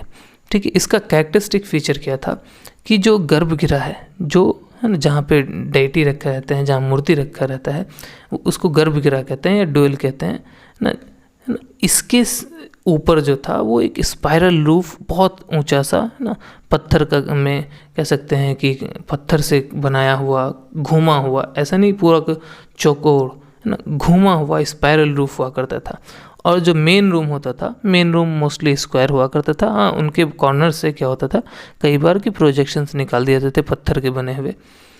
ठीक, और एक मंडप भी रहता था। ठीक है, एंट्रम या मंडप भी सामने ऐड किया जाता था। और ज़्यादातर जो ये मंदिर हुआ करते थे ये चारदीवारी से घिरे हुआ करते है ना, घिरे हुए रहते थे। अब क्या है कि वैसे तो देखें तो बहुत सारा रीजन में इंडिया के है ना ये कि इस टाइप के मंदिर पाए जाते हैं इन नॉर्दर्न इंडिया में, डेक्कन में बहुत जगह। लेकिन इसमें जो कह सकते हैं कि ज़्यादा अगर हम बात कर लेंगे कि उस कला को देखेंगे तो इसके लिए जो रिप्रेजेंटेटिव टेम्पल्स हैं वो जो खजुराहो के जो मंदिर सब हैं जो यूनेस्को वर्ल्ड हेरिटेज में भी काउंट होते हैं है ना, वो सारे के सारे जो मंदिर श्रृंखला है खजुराहो में। खजुराहो कहाँ है? मध्य प्रदेश में है ना। और जो भुवनेश्वर में जो मंदिर हैं ना इस टाइम के, वो सारे के सारे जो टेम्पल्स हैं वो नगारा स्टाइल के बेस्ट एग्जाम्पल्स हैं। ठीक है, जैसे यहाँ पे आप देख रहे होंगे पार्श्वनाथ मंदिर। ठीक है, जो ये जो पार्श्वनाथ मंदिर है देखिए देखने में है ना कितना खूबसूरत है। ये जो है ये स्पाइरल वाला स्ट्रक्चर इन तीनों में। ठीक है, ये पूरा टॉल सा जो स्पाइरल स्ट्रक्चर है ये है गर्भगृह। ठीक है, इसके सामने कॉर्नर से निकले हुए ये देखिए ना ये सारे डिज़ाइंस बने हो सकते हैं। आगे बहुत सारा स्ट्रक्चर है ना, मंडप होता था, मेन रूम होता था, लेकिन सबसे अगर कह लें कि कैरेक्टरिस्टिक कोई चीज़ था तो वो गर्भगृह ही था। लंबा सा गर्भगृह होता था, पत्थर का बना हुआ कर्व होता था है ना। ऐसा नहीं कि पूरा का पूरा स्ट्रेट होता था, चौकोर होता था, रेक्टेंगुलर शेप का होता था, ऐसा नहीं है, स्पाइरल फॉर्म में होता था। बहुत यही इसका कैरेक्टरिस्टिक पहचान। और देखिए कितना खूबसूरत दिखता है। तो यहाँ पे 3 मंदिर खजुराहो के हैं तो बहुत सारे, लेकिन 3 बहुत फेमस हैं, जैसे पार्श्वनाथ मंदिर, विश्वनाथ टेम्पल और कंदरे टेम्पल। कंदरे महादेव भी कहा जाता है इन्हें है ना, इस मंदिर को कहा जाता है। तो ये तीनों अगर कभी मिले मौका खजुराहो में जाकर देखिए, बहुत खूबसूरत है। और देख के आप चौंक जाइए कि इतना इंट्रिकेट डिज़ाइन इन ये जो खजुराहो के मंदिर है ना, इनका एक और कैरेक्टरिस्टिक है ये बात है कि इनके वॉल्स पे ना बहुत अलग अलग भिन्न भिन्न है ना लाइफ फॉर्म्स को, मतलब लाइफ के हो रहे एक्टिविटीज़ को दिखाया गया, इंक्लूडिंग जो इरोटिक पिक्चर्स हैं जहाँ पे सेक्स से रिलेटेड पिक्चर्स हैं वो भी हैं। वो बहुत ज़्यादा ही खूबसूरत लगते हैं। जितने भी यहाँ पे स्कल्पचर्स देखने को मिल रहे, जितना भी आपको छोटा छोटा स्ट्रक्चर्स इस है ना मंदिर में देखने को मिल रहा, सब इतना इंट्रिकेट डिज़ाइन है, इतने मतलब कह सकते हैं कि इस मंदिर को, इन सब मंदिर को बनाने में है ना मतलब 1 साल नहीं सालों साल लगा होगा, इतना ज़्यादा वर्क है। ठीक इसी तरह के बेहतरीन एग्जांपल्स में से देख लीजिए उड़ीसा में जो टेम्पल्स हैं, जैसे जो पुरी जगन्नाथ है, आपको पता ही होगा पुरी में जो जगन्नाथ टेम्पल है ये अभी भी बहुत अच्छे तरीके से काम कर रहा है। यहाँ पे पूजा होती तो वैसे पूजा हर जगह है, लेकिन जो रेगुलर बेसिस पे पूजा कह सकते हैं वो इन सब में पुरी जगन्नाथ में ही हो रही है। बाकी सब जगह पे क्या है कि वो एंशिएंट साइट की तरह से, या कह लें कि हिस्टोरिक साइट की तरह से होता है। वहाँ एक बार मेला लगता है, साल में 1-2 बार पूजा होता है बस। लेकिन पुरी जगन्नाथ टेम्पल में डेली पूजा होता है। एक जो अभी हम लोगों का जो मंदिर है ठीक वैसे ये फंक्शन कर रहा है। यहाँ भी आप देख रहे होंगे, यहाँ पे गर्भगृह देखिए है ना, इतना ऊँचा सा है। वैसे ही कोणार्क में सन टेम्पल है, ये देखिए सन टेम्पल ना, सूर्य के देवता के लिए बनाया गया था, उनकी पूजा के लिए। यहाँ पे आपको गर्भगृह नहीं दिख रहा है क्योंकि गर्भगृह इसके पीछे था जो डिमोलिश्ड स्टेट में है, जो है ना बहुत अच्छे स्टेट में नहीं है। यहाँ पे आगे आपको रथ दिख रहा होगा, ठीक है, ये यहाँ पे चक्के से आपको पता चल रहा होगा। तो ये रथ के फॉर्म में आगे ये है ना, ऐसा लग रहा है जैसे खींचा जा रहा है ना, सूर्यदेव का महल है उसको खींच रहा है एक रथ। वैसे ही यहाँ पे आप देखिए जो तीसरा फिगर है इसमें लिंगराज टेम्पल है। ये बहुत ज़्यादा है ना बड़ा एरिया में बहुत सारे टेम्पल्स का कलेक्शन है। तो ये सारा का सारा जो स्ट्रक्चर है, आर्किटेक्चर है, नगारा स्टाइल, ये इस टाइम का कैरेक्टरिस्टिक है। ये जो राजपूत रूलर्स थे ये सिर्फ और सिर्फ ऐसा नहीं कि आर्किटेक्चर पे ही ध्यान दिए, ये आर्ट और लिटरेचर को भी बहुत बढ़ावा दिए। ठीक है, इस टाइम पे बहुत सारे बुक्स एंड प्लेज लिखे गए हैं, संस्कृत में लिखे गए हैं, है ना, दूसरे लैंग्वेजेस में लिखे गए हैं, जैसे कि वास्तुपाल। ठीक है, वास्तुपाल जो थे वो चालुक्य रूलर जो थे भीमा, उनके कोर्ट के एक मिनिस्टर थे। ठीक, वो एक राइटर भी थे, है ना, और कह सकते हैं कि स्कॉलर भी थे, और उन्होंने जैन टेम्पल जो माउंट एबू में स्थित है वहाँ पे जो जैन टेम्पल है उसके बिल्डर भी हैं, उन्होंने वो बनाया भी है। तो आर्ट, लिटरेचर, आर्किटेक्चर, इनके अंदर सारी क्वालिटीज़ भरी हुई थी। ठीक, उज्जैन और धारा, ये जो है ना परमर के दो कैपिटल्स हैं, ये उस टाइम पे संस्कृत के लिए एक बेहतर, बहुत ही अच्छे है ना लेवल का जो सेंटर्स होते हैं, लर्निंग सेंटर्स, वो बन के है ना उभरे थे। जैन स्कॉलर्स जो थे उनका भी कंट्रीब्यूशंस बहुत ज़्यादा है इस टाइम पे, ख़ासकर जो दूसरे लैंग्वेज हैं जैसे कि अपभ्रंशा जो है, और साथ में प्रकृत जो लिटरेचर है। ठीक है, जैसे कि हेमचंद्र ने संस्कृत में भी अपना लिटरेचर, कई सारे बुक्स को लिखे हैं, वो कई सारे राइटिंग्स उनकी हैं प्रकृत संस्कृत लैंग्वेज में, कई सारे अपभ्रंशा लैंग्वेज में हैं। आपको पता होगा, मैंने जब अपभ्रंशा लिटरेचर के बारे में बताया था एंशियंट, जब हिस्ट्री पढ़ रहे थे हम लोग, तो वहाँ पे मैंने बताया था कि ये जो लैंग्वेज है ना अपभ्रंशा, ये एक्चुअली में है ना इसी से जो मॉडर्न लैंग्वेजेस हैं जैसे हिंदी हो गया, बंगाली हो गया, मराठी हो गया, ये सारा का सारा जो मॉडर्न लैंग्वेजेस है ये इसी से निकला है। तो वहाँ पे मैंने सिर्फ ये बताया था निकला है, निकल कब रहा है वो इस टाइम पे, ये जो 10th और 12th सेंचुरी के बीच का टाइम है, इसी टाइम पीरियड में ये सारे लैंग्वेजेस जो हैं अपभ्रंशा लैंग्वेज से है ना इमर्ज आउट। अब हम लोग पढ़ेंगे अपना नेक्स्ट टॉपिक जो है Turkish conquest of north India. North India में जो है ना तुर्की लोगों का जो इन्वेजन होता है और वो जीतते हैं, उसके बारे में हम लोग देखेंगे। तो हम लोग देख रहे हैं कि इस टाइम पे जो टर्किश कॉन्क्वेस्ट हो रहा है, या कह लें कि इन्वेजन हुआ, जैसे गजनविद एम्पायर का, महमूद गजनी का जो है ना इन्वेजन हुआ, रेड हुआ, इसके बावजूद जो है यहाँ पे हम लोगों को दो तरह का मुस्लिम्स और हिंदूज़ के बीच में रिलेशंस देखने को मिल रहा है, दो पैटर्न देखने को मिल रहा है। पहला पैटर्न है लूटपाट का, कि वो आ रहे हैं लूट के चले जा रहे हैं। दूसरा पैटर्न है कि मुस्लिम ट्रेडर्स का इंडिया में वेलकम हो रहा है, ट्रेडर्स का है ना, मर्चेंट्स का। अब ये सवाल आता है कि मर्चेंट्स जब वो लोग लूट रहे हैं, टर्किश लोग आके लूट रहे हैं, तो आखिर मुस्लिम लोगों को ट्रेड करने क्यों दिया जा रहा है? तो देखिए, ट्रेडर का लूट में कोई रोल नहीं। पहली चीज़ तो ये है, जो लुटेरे हैं वो रूलर्स हैं और वो आर्मी है। सारे लोग तो लुटेरे नहीं होते एक किंगडम में, और ट्रेडर्स का तो उससे कोई लेना देना नहीं, वो अपना काम कर रहे हैं। और साथ में अगर ट्रेडर्स नहीं आएंगे तो जो इंडियन पॉपुलेशन का जो डिमांड होगा, जो इंडियन लोगों की जो इकोनॉमी चल रही है वो कैसे होगी? तो कोई भी किंगडम ट्रेड पे रोक, अच्छे खासे चलते हुए ट्रेड पे रोक नहीं लगाएगा, क्योंकि उससे उसको फ़ायदा हो रहा है, और फ़ायदा होगा तभी तो वो आर्मी को सपोर्ट करेगा अपने, है ना। तो इसलिए ये दोनों टाइप का रिलेशनशिप पैरेलली हम लोगों को चलते हुए देखने को मिल रहा है। अब जो मुस्लिम ट्रेडर्स यहाँ पे आए है ना, मेनली जो पंजाब का रीजन है नॉर्दर्न इंडिया में, उस रीजन में बहुत सारे छोटे छोटे है ना जो कॉलोनीज़ हैं मुस्लिम्स के, वो बसने लगे। मुस्लिम ट्रेडर्स यहाँ पे कह सकते हैं कि बहुत सारे रुके भी, बहुत सारे है ना विद फैमिली आ गए, कुछ लोग टेम्पररी सेटलमेंट यहाँ पे किए कि कुछ महीना यहाँ रहेंगे फिर जाएंगे ट्रेड करने कहीं और। तो इस टाइप से क्या हुआ कि कॉलोनीज़ जो है, ये जो नॉर्थ इंडिया में जो छोटे छोटे टाउन्स हैं उनमें इस्टेब्लिश होने लगी मुस्लिम कॉलोनीज़। अब क्योंकि जब मुस्लिम ट्रेडर्स आ रहे हैं तो साथ में जो प्रीचर्स होंगे, जो इस्लाम के प्रीचर्स होंगे, मुस्लिम प्रीचर्स होंगे, जो कह सकते हैं उसको है ना, उनके लिए एक टर्म हम लोग यूज़ करते हैं सूफ़ी। जो सूफ़ी लोगों का आना अब यहाँ पे स्टार्ट हो गया। ठीक है, तो सूफ़ीज़ जो थे वो है ना गॉस्पेल ऑफ लव की कह सकते हैं कि प्यार का संदेश देते थे, है ना। इसके अलावा एक ईश्वर में भरोसा रखें, है ना, उसी को अपने सारी की सारी चीज़ें उसी के लिए करें, डेडिकेट कर दें, है ना। ये सब चीज़ का लर्निंग वो सूफ़ीज़ दिया करते थे। तो शुरू में ये जो सूफ़ीज़ आए थे वो जो यहाँ पे मुस्लिम ट्रेडर्स थे उन्हीं को प्रीच किया करते थे। लेकिन धीरे धीरे देखने को मिलता है कि इंटरेक्शन बढ़ता चला गया है ना, और इस्लाम और जो हिंदू रिलीजन है यहाँ पे उसके बीच इंटरेक्शन होने लगा, लोगों के बीच इंटरेक्शन होने लगा, सोसाइटी में इंटरेक्शन होने लगा, है ना, ये सारा स्टार्ट हो गया। जो लाहौर का रीजन था वो अब हम लोगों को देखने को मिलता है कि अरबिक और पर्शियन लैंग्वेज और लिटरेचर का एक सेंटर बन गया है। धीरे धीरे इतना इंटरेक्शन बढ़ गया। इसके अलावा जो हिंदू जनरल्स हैं है ना, जैसे कि तिलक है ना, एक जनरल थे, हिंदू जनरल थे, कमांडर थे गजनविद एम्पायर में। गजनविद जो आर्मी था उसमें एक जनरल का रोल, एक कमांडर का रोल तिलक ने किया था, वो हिंदू थे। ठीक है, साथ में हिंदू सोल्जर्स भी रिक्रूट किए जा रहे थे, है ना। तो यहाँ पे हम लोगों को दोनों रिलीजन का इंटरमिंगलिंग होते हुए देखने को मिल रहा है।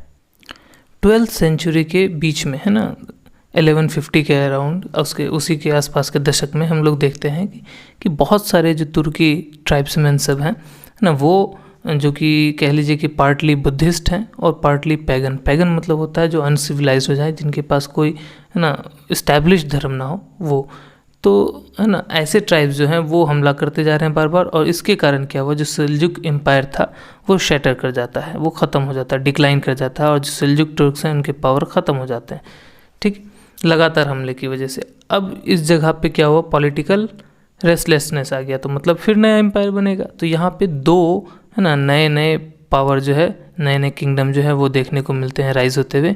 एक है ख्वारिज्म एम्पायर, ठीक है, और दूसरा है गुरीद एम्पायर। ख्वारिज्म एम्पायर जो था वो ईरान से पे बेस्ड था, और जो गुरीद एम्पायर था वो गुर के रीजन में, जो कि नॉर्थ वेस्टर्न, है ना, अफगानिस्तान का रीजन है ना, वहाँ पे रूल। ये तो दो अलग अलग किंगडम बने। ठीक, ख्वारिज्म एम्पायर में आप लोगों को बहुत सारा ख्वारिज्म शाह सुनने को मिलता होगा, बहुत बार सुनने को मिलता होगा।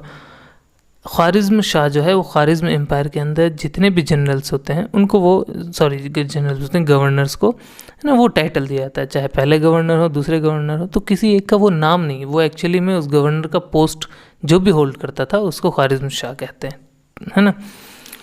तो जो गुरीद हैं, अब एक चीज़ ध्यान दीजिए, गुरीद जो थे वो गजनी के वेसल्स थे, ठीक है, गजनी के वेसल्स थे। लेकिन जैसे ही गजनी का पावर डाउन हो गया, गुरीद जो है एम्पायर धीरे धीरे बढ़ते चले गए। और जब, है ना, सुल्तान अलाउद्दीन आए, उनके रेन में, है ना, जो पावर था गुरीद का वो बहुत ज़्यादा बढ़ गया, और कह सकते हैं कि एक कंप्लीट इंडिपेंडेंट जो एम्पायर है वो बन के गुरीद निकला।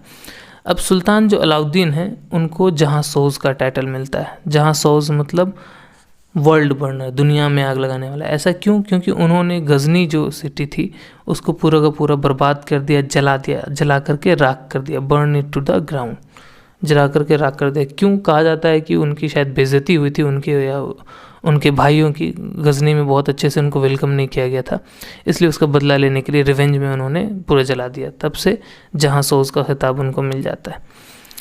अब क्या हुआ कि देखिए फिर से, जैसे कि सेल्जुक तुर्क्स और गजनविद के बीच में खुरासन को लेकर के लड़ाई थी, वैसे यहाँ पे हम लोगों को अब ख्वारिज्म एम्पायर और जो गुरीद एम्पायर है उसके बीच में बोन ऑफ जो कंटेंशन है, जिस हड्डी के लिए लड़ाई हो रही है दो कुत्तों में, एक तरह से समझ लीजिए, है ना, ठीक वही बोन ऑफ कंटेंशन यहाँ पे ख्वारिज्म और जो गुरीद एम्पायर है इन दोनों के बीच में देखने को मिल रही है। माफ़ कीजिएगा, यहाँ खुसारन लिख दिया गया है, खुरासन होगा, ठीक है। तो ख्वारिज्म शाह बाद में हम लोग देखते हैं कि लड़ाई होती है गुरीद के बीच में और ख्वारिज्म के बीच में, और जो ख्वारिज्म शाह हैं वो जीत जाते हैं। तो अब गुरीद जो है एम्पायर के जो रूलर हैं उनको अब अपना जो सेंट्रल एशिया की तरफ जो एक्सपेंशन है वो उसका ख्वाब छोड़ना पड़ता है। अब उनके पास एक ही उपाय होता है कि चलो अब इंडिया की तरफ एक्सपेंशन स्टार्ट करो, ठीक है। 1173 में हम लोग देखते हैं जो, है ना, गजनी का जो थ्रोन है उस गद्दी पे मुइज़ुद्दीन मोहम्मद बिन साम या शहाबुद्दीन मोहम्मद, हम लोग कोई भी नाम यूज़ करेंगे, मुइज़ुद्दीन मोस्ट कॉमनली यहाँ हम लोग चैप्टर में इसको रिपीट करेंगे बार बार, लेकिन नाम देख लीजिए, मुइज़ुद्दीन मोहम्मद बिन साम या शहाबुद्दीन मोहम्मद, ठीक है, या इनको हम लोग जो इंडियन हिस्ट्री है उसमें मोहम्मद गौरी के नाम से जानते हैं, ठीक है। तो मोहम्मद गौरी जो है वो असेंड करते हैं, वो थ्रोन पे, है ना, अपना बैठते हैं 1173 में गजनी के थ्रोन पे, याद रखिएगा, घूर के नहीं, घूर के जो थ्रोन है उस पर उनके जो बड़े भाई हैं वो बैठते हैं। ठीक, जैसे ही वो गजनी के सीट पे बैठते हैं वो अपना बस एक्सपेंशन स्टार्ट कर देते हैं मोहम्मद गौरी। वो मुल्तान जीतते हैं, मुल्तान के साथ साथ उच्च जीतते हैं। जो गोमल पास है ना, हम लोगों ने शायद पढ़ा है, टेरिटोरियल एक्सटेंट जब हम लोगों ने पढ़ा था इंडिया का, एंशिएंट इंडिया में, आपको याद होगा, उसमें हम लोगों ने कई सारे, है ना, खैबर पास, गोमल पास, ये सारा जो अलग अलग पास था जिधर से इंडिया में एंट्री होता था वो वहाँ पे पढ़ा था। वो इसीलिए पढ़ा था क्योंकि हमें पता चलेगा कौन सा जो इन्वेडर है वो किस साइड से आया, क्योंकि ज़्यादातर जो इन्वेजन हुआ है, मोस्टली कह लीजिए या ईस्ट इंडिया कंपनी को हटा दे तो सारा का सारा जो इन्वेजन हुआ है इंडिया में वो कहाँ से हुआ, तो वो सारा का सारा नॉर्थ वेस्टर्न फ्रंटियर से हुआ है। ये हमारा बहुत ही कमज़ोर एरिया था, है ना। तो यहाँ भी देख रहे हैं हम लोग कि जो ये मोहम्मद गौरी है वो गोमल पास के थ्रू आया और मुल्तान और उच्च को जीत लिया। ठीक, लेकिन वो अपना एक्सपेंशन बढ़ाता चला गया गुजरात में। गुजरात का जो एक्सपीडिशन था उसका 1178 का, वो हार गया। जो गुजरात के उस टाइम पे रूलर थे भीमा II, उन्होंने माउंट आबू के पास गजनी का जो आर्मी था उसको हराया और उसके एक्सपेंशन को वहीं रोक दिया। इस हार के बाद जो मोहम्मद गौरी है उसका मतलब उसको ये सीख मिला कि हम ऐसे नहीं जीत सकते, कि डायरेक्ट अगर हम गुजरात से हमला करना चाहें नहीं जीत सकते, हमको कोई दूसरा रास्ता ढूंढना पड़ेगा। तो वो अब समझता है कि हमको डायरेक्ट यहाँ गजनी से चल के जीतना मुश्किल है, तो हम क्या करें कि इंडिया के जो नॉर्थ वेस्टर्न पार्ट है ना, वहीं पे कोई छोटा छोटा एरिया सब जीतें, वहाँ अपना एक बेस बनाए, वहाँ से फिर इंडिया के अलग अलग अंदर जा कर के हम जो है जीत सकते हैं। ये बात समझने के बाद वो 1190 तक आते आते पेशावर, है ना, लाहौर और सियालकोट, ये 3 जगह को, ये 3 रीजन को जीत लेता है। ठीक है, माफ़ कीजिएगा, कई जगह पे जीत लेता ही बोल सकते हैं, जीत लेते हैं ही बोल सकते हैं। एज ए रूलर इज़्ज़त करने का मन करता है, लेकिन जब पता चलता है कि यह एक इन्वेडर था तो थोड़ा इज़्ज़त कम हो ही जाता है। लेकिन आपका फोकस होना चाहिए कि कहाँ पे क्या इवेंट हो रहा है, हम किसको इज़्ज़त दे रहे हैं, इससे कोई लेना देना नहीं। ठीक है, क्योंकि वो नेचुरल सा इंस्टिंक्ट है। कई जगह पे लेते हैं, निकल सकता है जहाँ पे अच्छा काम कर रहा होगा, और जहाँ पे वो इन्वेजन की बात आ जाएगा वो अपने आप मुँह से निकल जाता है मोहम्मद गौरी ऐसा कर रहा है। ठीक है, खैर आगे बढ़ते हैं हम लोग। तो हम लोग देखें कि ये जब वो समझ गया कि भाई बाहर से तो नहीं कर सकते, अंदर से आके लड़ना होगा, तो पेशावर, लाहौर और सियालकोट को 1190 तक जीत लेता है। उसके बाद वो देखने को मिलता है कि इसी टाइम पे जो नॉर्थ इंडिया है ना, चौहान्स ने जो है, जो चौहान एम्पायर है, तो चौहान रूलर्स ने कई सारे जो टर्किश इन्वेजन हुए हैं उनमें कई सारे आर्मी को, सोल्जर्स को ना हराया और कह सकते हैं कुत्ते की मौत मारा है, जो कि राजस्थान से इन्वेड करने की कोशिश कर रहे हैं। तो राजस्थान तो हो गया सिक्योर। ठीक है, राजस्थान की तरफ से इन्वेजन को चौहान ने कर दिया सिक्योर। गुजरात की तरफ से इन्वेजन को कर दिया सिक्योर भीमा ने। ठीक, और चौहान ने इतना ही नहीं बल्कि चौहान ने दिल्ली को भी, जिसका पूरा नाम दिल्ली का है, उसको भी कैप्चर कर लिया, तोमर से छीन लिया। ठीक है, जो रूलर्स थे तोमर दिल्ली के, उनको हरा करके छीन लिया है। तो ये वाला रीजन अपना हो जाता है सेफ। लेकिन फिर वही बात है कि हमारा नॉर्थ वेस्टर्न फ्रंटियर में बहुत सारे रास्ते हैं, इधर सेफ हो जाएगा, दूसरे साइड से आ जाएगा, है ना। तो अब हम लोग देखते हैं कि जिस टाइम पे ये मुल्तान और उच्च को, है ना, मोहम्मद गौरी जीत रहा है, उस टाइम पे अजमेर के थ्रोन पे 11 साल का एक लड़का गद्दी पे बैठ रहा है जिसका नाम है पृथ्वीराज चौहान, याद रखिएगा। ठीक है, तो एज गैप तो है मोहम्मद गौरी और पृथ्वीराज चौहान में, इसलिए एक्सपीरियंस भी कम है। लेकिन अब देखिए कि 11 साल में वो गद्दी पे अजमेर के बैठे पृथ्वीराज चौहान, और 14 से 16 साल के एज तक आते आते उन्होंने अपना कॉन्क्वेस्ट स्टार्ट कर दिया, एक्सपेंशन को बढ़ाना शुरू कर दिया। पहले तो राजस्थान के ही अंदर बहुत सारे स्मॉल स्टेट्स को हरा करके उसको अपने में मिलाया, है ना। उसके बाद वो बुंदेलखंड को इन्वेड किए और जो चंडेलास थे उनको हरा दिया। कहाँ पे?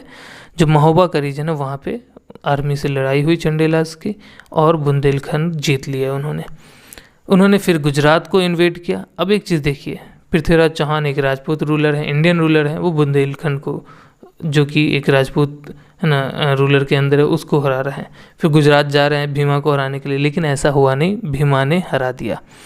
तो भीमा ने मोहम्मद गौरी को भी हरा दिया, पृथ्वीराज चौहान को भी हरा दिया।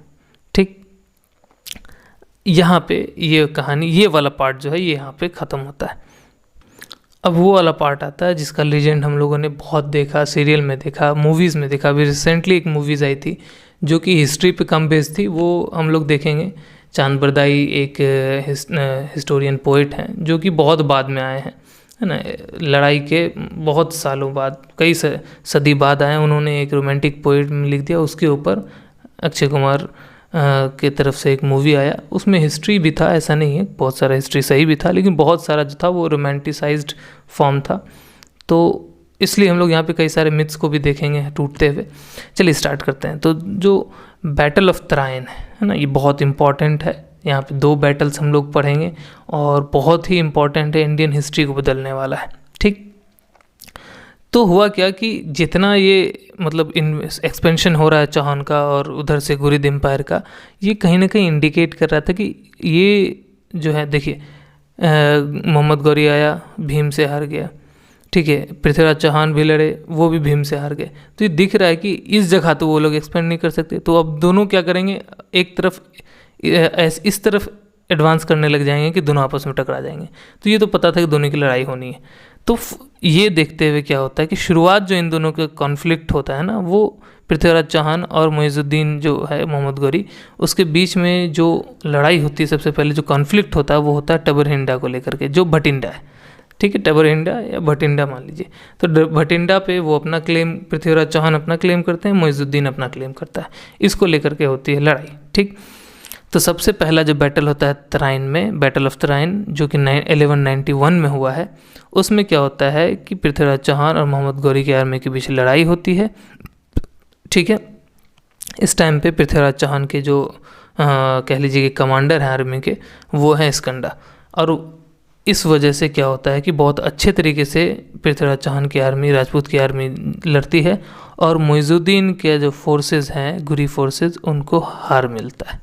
ठीक है, इस तरीके का बुरा हाल मिलता है कि मोहम्मद गौरी को अपने लाइफ बचा करके भागनी पड़ती है। और उसका लाइफ बचाता कौन है, एक यंग खलजी हॉर्समैन है। ठीक है, खलजी घुड़सवार है जो उसको बचा करके लेके चला आता है। ठीक है, और फिर यहाँ से पृथ्वीराज जो है वो टबरहिंडा को ऑक्यूपाई कर लेता है। 12 महीने का सीज लगातार चला, उसके बाद टबरहिंडा को पृथ्वीराज चौहान ने ऑक्यूपाई कर लिया। ठीक है, अब हम लोग जब भी है ना ये सुनते हैं कि 1191 में पृथ्वीराज चौहान ने हरा दिया था मोहम्मद गौरी को, तो फिर छोड़ा क्यों, है ना। तो सवाल का जवाब हालांकि किसी के पास है नहीं, लेकिन हिस्टोरियंस का ये मानना है कि उस टाइम पे लगातार टर्किश रेड्स, लुटेरे आते रहते थे, है ना, वो लूटने के लिए। तो पृथ्वीराज चौहान को ये लगा होगा कि ये जो लड़ाई हुई ना, ये एक्चुअली जो लगातार लड़ाई होती है उसी में से एक कोई टर्किश रेड है, कोई बहुत बड़ा लड़ाई नहीं है। ये मान करके उन्होंने जो मोहम्मद गौरी हारे थे और उनको बचा करके वो घुड़सवार ले जाया था, तो उसका पीछा नहीं किया। ठीक, ये बहुत ज़्यादा है ना लाइटली ले लिए होंगे इसी वजह से। नहीं तो कोई भी राजा ऑब्वियसली है ना कि अपना एनिमी को छोड़ेगा तो नहीं। तो ये लगा होगा कि ऐसे रेड है, ये तो आते हैं, तेज़ी में आते हैं, लूटते हैं, भाग जाते हैं, आए, लड़े, हार गए, भाग गए, तो इसलिए ज़्यादा सीरियस नहीं लिए। होता क्या है कि इस बीच टाइम मिल जाता है मोहम्मद गौरी को कि रिग्रुप हो जाने का, आर्मी बना लेने का। अब इसी टाइम का फ़ायदा उठाता है। फिर 1 साल बाद 1192 में तराइन में दूसरा युद्ध होता है। पृथ्वीराज चौहान को हार मिलती है और मोहम्मद गौरी जीत जाता है पृथ्वीराज चौहान को, है ना। अब ये लेकिन ये गलती नहीं करता है कि उसको छोड़ दे, ये पूरा पीछा करता है। ठीक है, पृथ्वीराज चौहान को फिर जा कर के सिरसा के एरिया में, जो उस टाइम पे सरस्वती का एरिया था, है ना, वहाँ पे जा कर के इनको कैप्चर कर लिया जाता है। पृथ्वीराज चौहान को बंदी बना लिया जाता है। इसी के साथ साथ जो हंसी, सरस्वती और समन, है ना, ये तीनों का जो किला है उसको भी, है ना, कैप्चर कर लिया जाता है। फिर बाद में जो टर्किश आर्मी है वो अजमेर को भी अपने अंडर ले लेती है ना। और बाद में ये सारा चीज़ होने के बाद पृथ्वीराज चौहान को अजमेर का रूलर वापस बना दिया जाता है एज ए वेसल, मतलब अपने अधीन, मतलब मोहम्मद गौरी के घुरिद एम्पायर के अंडर का एक वेसल पृथ्वीराज चौहान वो रूल करते हैं। अब ये क्यों है ऐसा, ये सवाल बनता है कि वो रूल कैसे करने लगे, इसका सबूत क्या है। तो हम लोगों को ना जो हिस्टोरियंस हैं उनको एक्सकवेशंस में ऐसे कॉइन्स मिले हैं, इस टाइम के, इस पीरियड के कॉइन्स मिले हैं, जिस कॉइन के एक तरफ पृथ्वीराज देव लिखा हुआ है, दूसरे साइड श्री मोहम्मद शाम लिखा हुआ। मोहम्मद शाम हमको पता ही है मोहम्मद गौरी है। तो जिस कॉइन के दोनों साइड लिखा है इसका मतलब एक राजा है और एक जो है वो वेसल है, क्योंकि हार पृथ्वीराज को हुई थी तो ऑब्वियसली वो तो राजा रहे नहीं होंगे। तो इसका मतलब एक टाइम पे ये दोनों रूल कर रहे हैं और Prithviraj Chauhan as a vassal rule कर रहे हैं। लेकिन क्या होता है तुरंत, है ना, बहुत ज़्यादा रूल नहीं करते हैं, तुरंत उनके ऊपर इल्ज़ाम लगता है कॉन्स्पिरेसी का, षड्यंत्र का, और पृथ्वीराज चौहान को मार दिया जाता है। उनके मौत के बाद उनके बेटा सक्सीड करते हैं, मतलब उनके बेटा को थ्रोन मिलता है। दिल्ली को भी वापस तोमर्स को दे दिया जाता है। दिल्ली के जो रूलर थे तोमर, उनको वापस कर दिया जाता है। लेकिन फिर घुरिद एम्पायर के जो रूलर्स हैं, जो मिनिस्टर्स हैं, उनका कुछ प्लान बदल जाता है, तो तोमर से वापस दिल्ली छीन लिया जाता है और दिल्ली को एक बेस बना दिया जाता है, ताकि ये बेस बनेगा तभी इसके और अंदर बिहार, बंगाल, ये सारा रीजन और दूसरे है ना इंडिया के रीजन में हम लड़ाई कर सकते हैं। तो दिल्ली को बेस बना दिया जाता है, तो तोमर को हटा दिया जाता है। ठीक है। इसी बीच जो पृथ्वीराज चौहान के बेटा हैं, है ना, उनके नेतृत्व में क्या होता है, अजमेर में एक रिबेलियन होता है। ठीक है, विद्रोह होता है और टर्किश आर्मी इस विद्रोह को दबा देती है, हरा देती है। ठीक, और वहाँ पे अपना एक टर्किश जनरल इस्टेब्लिश कर देती है। पृथ्वीराज चौहान के बेटे को वहाँ से भागना पड़ता है, वो रणथंबोर जाते हैं। रणथंबोर में एक नया चौहान किंगडम, वो पावरफुल किंगडम था वो भी, है ना, वो इस्टेब्लिश कर लेते हैं और उनको वहीं पे छोड़ दिया जाता है। बहुत ज़्यादा परेशान नहीं किया जाता है, क्योंकि इनके पास ऑलरेडी घुरिद एम्पायर के पास और बहुत सारे मोटिव्स थे। तो पृथ्वीराज चौहान के बेटे रणथंबोर पे अपना चौहान किंगडम बना करके आराम से रहते हैं। मैंने, है ना, ये नहीं बताया कि पृथ्वीराज चौहान जब पहली बार जीत गए तो दूसरी बार क्यों हारे। अब देखिए, पहली बार के हार से एक तो जो सीख मिला मोहम्मद गौरी को, उसने वो ठीक कर लिया अपने आर्मी का, और पृथ्वीराज चौहान के साथ एक से एक पनौती लग गया, एक तरह से कह सकते हैं ना, कि पृथ्वीराज चौहान का लॉस का बहुत सारा रीज़न है, जिसमें से हम 3 डिस्कस करेंगे इंपॉर्टेंट। सबसे पहला चीज़ कि उनके जो जनरल थे स्कंदा, ठीक है, जो पहली लड़ाई में मोहम्मद गौरी को हराए थे, है ना, वो इस टाइम पे जब मोहम्मद गौरी दोबारा आया, उस टाइम पे वो स्कंदा जो है कहीं और, है ना, इंगेज थे, बिजी थे, कहीं और कोई रिबेलियन से प्रेस कर रहे होंगे, किसी से लड़ रहे होंगे, है ना, तो वो कहीं और बिजी थे। इस वजह से इस लड़ाई में स्कंदा, है ना, कमांडर नहीं थे आर्मी के। ठीक है। इसके अलावा अब ऐसा नहीं कि जो पृथ्वीराज चौहान थे वो कह सकते हैं कि ध्यान नहीं दे रहे होंगे, उनको सब पता चल रहा था कि बॉर्डर के आसपास क्या हो रहा है और मोहम्मद गौरी हमला करने वाले, पता था। ठीक है, ये इसका एहसास उनको था। तो इसलिए उन्होंने क्या किया कि आसपास सारे राजपूत रूलर्स को चिट्ठी भेजी कि भाई मदद किया जाए, एक साथ मिल करके ही हम हरा सकते हैं, क्योंकि इस बार आएगा तो ज़्यादा आर्मी के साथ आएगा और बढ़िया से लड़ेगा, क्योंकि सारी गलतियाँ सुधार लेगा। तो हुआ क्या कि बहुत सारे छोटे छोटे राजा जो हैं उन्होंने अपने कंटिजेंट को भेज दिया कि हाँ जाके मदद कर दो। लेकिन कन्नौज के जो राजा थे जयचंद्र, उन्होंने कोई भी मदद नहीं भेजी। जयचंद्र उस टाइम पे बहुत पावरफुल राजा थे इंडिया के, उन्होंने किसी तरह का मदद नहीं किया। वजह क्या थी, अब ये वजह क्लियर तो नहीं है, लेकिन जो चांद बरदाई हैं, जो अभी मैंने बताया, एक रोमांस पोएट थे, वो भी काफ़ी साल, है ना, काफ़ी सदियों बाद के, है ना, वो बाद में लिखते हैं कि वो ऐसा इसलिए हुआ क्योंकि जयचंद्र की बेटी थी संयोगिता, ठीक है, जिसको पृथ्वीराज चौहान से प्यार था और पृथ्वीराज चौहान संयोगिता को उठा के ले आ गए था, है ना, ले आए थे। इस वजह से जयचंद्र इस गुस्से में, है ना, उसके पृथ्वीराज चौहान की मदद नहीं करते हैं। लेकिन हिस्टोरियंस इसको एक्सेप्ट नहीं करते हैं, है ना, हिस्टोरियंस इस थ्योरी को एक्सेप्ट नहीं करते हैं, क्योंकि हिस्टोरियन जो है वो कई सारी चीज़ों को देखते हैं। तो इस, है ना, पोएम में जयचंद्र के इस, है ना, गाथा में जितनी भी बातें लिखी हैं, ज़्यादातर इवेंट, है ना, इर्रेलिवेंट हैं, उस टाइम के हिस्ट्री से इर्रेलिवेंट मिलती जुलती हैं। तो ये पता चल जाता है कि चांद बरदाई जो है उन्होंने हिस्ट्री नहीं लिखी है, बल्कि एक कह सकते हैं कि ड्रामा लिखा है, प्ले लिखा है, बस एक रियल लाइफ इवेंट पे बेस्ड। ठीक है। शुरू से ही देखा जाता है कि जो राइवलरी है इन दोनों के बीच, है ना, अभी शुरू में हम लोगों ने कहा था चौहान किंगडम और गढ़वाल किंगडम में लड़ाई चल ही रही है लगातार, तो यहीं पे देखने को मिलता है। ये गढ़वाल किंगडम से के, है ना, थे जयचंद्र और चौहान किंगडम से थे पृथ्वीराज चौहान। तो तो इन दोनों किंगडम में बहुत पुरानी दुश्मनी थी, इसीलिए है ना मदद नहीं करना एक आम बात हो मानी जा सकती है उस टाइम पे कि नहीं मदद की, कोई जलन वलन वाली बात नहीं थी। ठीक है, लेकिन अब ध्यान दीजिए कि इंडियन फोर्सेस जो पृथ्वीराज चौहान का जो आर्मी था वो अभी भी है ना बहुत ज़्यादा राजा सब पावरफुल राजा की मदद के बिना भी वो न्यूमरस एडवांटेज में था।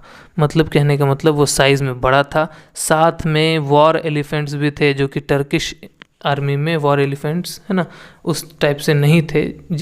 कहा जाता है कि ऑलमोस्ट 300 वॉर एलिफेंट्स थे पृथ्वीराज चौहान के फोर्स के पास, लेकिन फिर भी टर्किश आर्मी जीत गया। क्यों? क्योंकि टर्किश आर्मी जो था वो वेल ऑर्गेनाइज्ड था और उसका जो कमांडर था उसको अच्छे तरीके से लीड किया, इस वजह से। और साथ में उस जो टर्किश आर्मी का हैवी कैवलरी था, ठीक है, इसके अलावा उनके पास हॉर्सेस बेटर थे, बहुत स्विफ्ट मूवमेंट करने वाले, मैन्यूवर अच्छा है ना, घोड़ा चलते चलते रुके घूमे, मतलब मैन्यूवर अच्छा करने लग, वो जो हॉर्सेस थे मैन्यूवर अच्छा करते थे, अच्छा स्पीड था, काफ़ी लॉन्ग रन तक चल सकते थे, काफ़ी दौड़ तक दूर सकते थे। तो इस और जो माउंटेड आर्चर्स थे, घुड़सवार जो है ना जो तीर मारते थे, ये सारा चीज़ मिलके और वेल ऑर्गेनाइज्ड एक कह सकते हैं कि वॉरफेयर, इसकी वजह से जो है हालांकि पृथ्वीराज चौहान की सेना बड़ी थी फिर भी जो है मोहम्मद गौरी वो जीत जाता है। ठीक है, और ये लड़ाई जो होती है इंडियन हिस्ट्री के लिए एक टर्निंग पॉइंट, यहाँ से हम लोग देखते हैं कि मुस्लिम डायनेस्टीज़ का रूल इंडिया में स्टार्ट हो जाता है। अब हम लोग बढ़ते हैं अपना जो अगला टॉपिक है उस पर, है ना, कि यहाँ तक तो हो गया कि चलो टर्किश जो कॉन्क्वेस्ट हुआ नॉर्थ इंडिया का हो गया है, लेकिन अब ये जो दिल्ली को बेस बनाया वहाँ से आगे गंगा वैली, बिहार और बंगाल में कितना सक्सेसफुल रहा टर्किश कॉन्क्वेस्ट उसको देखेंगे। ठीक है, तो मुइज़ुद्दीन 1192 में जो है वो अपना रूल इस्टेब्लिश कर देता है ना। उसके बाद बस 2 साल बाद 1194 पे ये है ना कन्नौज पे हमला कर देता है। और कन्नौज के राजा कौन थे? जयचंद्र। लीजिए वो शेर है ना कि लगेगी आग ना करके कुछ है, मतलब इस मोहल्ले में सिर्फ मेरा घर थोड़ी, आग लगेगी सबको लग जाएगी। तो जयचंद्र तो पहले एकदम मस्त होगा, पृथ्वीराज चौहान को हारते देखा होगा तो एकदम खुश होगा कि चलो मेरा क्या जा रहा है, लेकिन जब बात अपने पे आएगी तब देखिएगा उसकी जली तो होगी भाई, है ना। लेकिन खैर कोई बात नहीं। तो 2 ही साल बाद मुइज़ुद्दीन जो है कर्मा को, जो जयचंद्र का कर्मा था उसको लौटाने पहुंच गया कि चल भाई तुम मदद नहीं किया ना, अब तुम भी मरेगा। तो 2 साल बाद लड़ाई होती है गढ़वाल किंगडम और गुरिद एम्पायर के बीच में, चंदावर वाले रीजन में। इस जगह पे लड़ाई होती है और जयचंद्र हार जाता है। हालांकि जयचंद्र जो है वो ऑलमोस्ट जीत ही गया था, लेकिन पता नहीं कहाँ से किसका एक तीर आके जयचंद्र को लग जाता है। बस वो तीर जो है, उड़ता तीर जो है जयचंद्र को लगा और वो उड़ता तीर जयचंद्र का प्राण ले उड़ा। ठीक है, तो यहाँ पे क्या हुआ, अब मोहम्मद गौरी यहाँ भी विजय हो गया। तो गढ़वाल किंगडम और जो कन्नौज का एरिया है ये पूरा उसके अंदर आ गया। अब जयचंद्र जो है उस टाइम पे सबसे जो नॉर्थ इंडिया था उसका सबसे पावरफुल राजा माना जाता था। ऑलमोस्ट 2 डिकेड्स तक वो, ऑलमोस्ट क्या कहें 2 डिकेड्स कंप्लीटली वो राज किया। 20 साल कंप्लीट, 20+ ईयर्स कंप्लीट राज किया जयचंद्र। ठीक है, और सिर्फ एक बार जो बंगाल का सेना किंग है उससे ही हारा, और यहाँ पे उसका रेन ख़त्म हो जा रहा है। किसकी वजह से? एक उड़ता तीर की वजह से। इसलिए शास्त्रों में कहा गया है, बूढ़े बुजुर्गों ने कहा है, उड़ता तीर ना पकड़ें। ठीक है, खैर मुइज़ुद्दीन जो है अब यहाँ पे नहीं रुकेगा, क्योंकि अब वो कन्नौज जीत लिया, अजमेर जीत लिया, बड़ा किंगडम जीत ही लिया, अब तो रुकेगा नहीं। तो मुइज़ुद्दीन यहाँ से बढ़ता है बनारस की तरफ, बनारस जाता है, बनारस सिटी को तबाह करता है, वहाँ पे बहुत सारे मंदिरों को तोड़ता है, लूटता है ना। और फिर ऑलमोस्ट है ना 1206 में, समझ लीजिए आते आते तक में 1206 में वो मर जाता है। लेकिन ये 1206 तक जो ज़िंदा रहा, इस बीच उसने कई सारे है ना पावरफुल फोर्ट्स को फतह कर लिया, जैसे बयान और ग्वालियर का फोर्ट्स, इसको फतह कर लिया। अब आगे हम लोग देखेंगे और इस टाइम तक क्या क्या किया, है ना। तो जब है ना, ये रूल जो है, ये सारा का सारा अफेयर जो है इंडिया का मोइजुद्दीन मोहम्मद गौरी के बाद आ जाता है। जो उसका नौकर था, ट्रस्टेड नौकर था, बाद में राजा बनता है, वो है कुतुबुद्दीन ऐबक, उसके हाथ में आ जाता है। और देखिए बहुत ही सक्सेसफुल राजा था ये भी। कुतुबुद्दीन ऐबक जो है कलिंजर को जीतता है, महोबा को जीतता है और खजुराहो को जीतता है। किन से? चंडेला किंगडम से, चंडेला रूलर से ये तीनों एरिया जीत लेता है। साथ में ऐबक जो है भीम टू को हरा देता है, जो गुजरात के रूलर थे। याद आया आपको कुछ? भीम टू ने पृथ्वीराज चौहान को हरा दिया, मोहम्मद गौरी को हरा दिया, लेकिन मोहम्मद गौरी का जो स्लेव था उससे हार गया, कुतुबुद्दीन ऐबक ने उसे हरा दिया। अनिलवारा को का टोटल एनहाइलेशन कर दिया उसने। अनिलवारा एक सिटी था, एक टाउन था, और उसके साथ साथ आसपास बहुत सारे टाउन्स थे, उसको पूरा रेविज कर दिया, एनहाइलेशन कर दिया, बर्बाद कर दिया, लूट मार मचा दिया पूरा का पूरा। ठीक है, ये तो हुआ इधर की बात। अब ईस्ट के तरफ भी देखें भाई, वहाँ पे बख्तियार खिलजी जो है ना, अब बख्तियार खिलजी के जो चाचा थे, है ना, अंकल थे, उन्होंने बैटल ऑफ तराइन में लड़ा था। तो अभी मैंने थोड़ा देर पहले कहा कि बैटल ऑफ तराइन जो हुआ उसमें पहली बार जो मोहम्मद गौरी था वो हारा, उसको एक खलजी हॉर्समैन जो है उसको बचा कर लेके गया। तो आई थिंक ये वही खलजी है। ठीक है, हालांकि हिस्ट्री में ऐसा कहीं रिलेट तो नहीं हुआ है, लेकिन कहीं ना कहीं शायद पढ़ने को मिल जाए।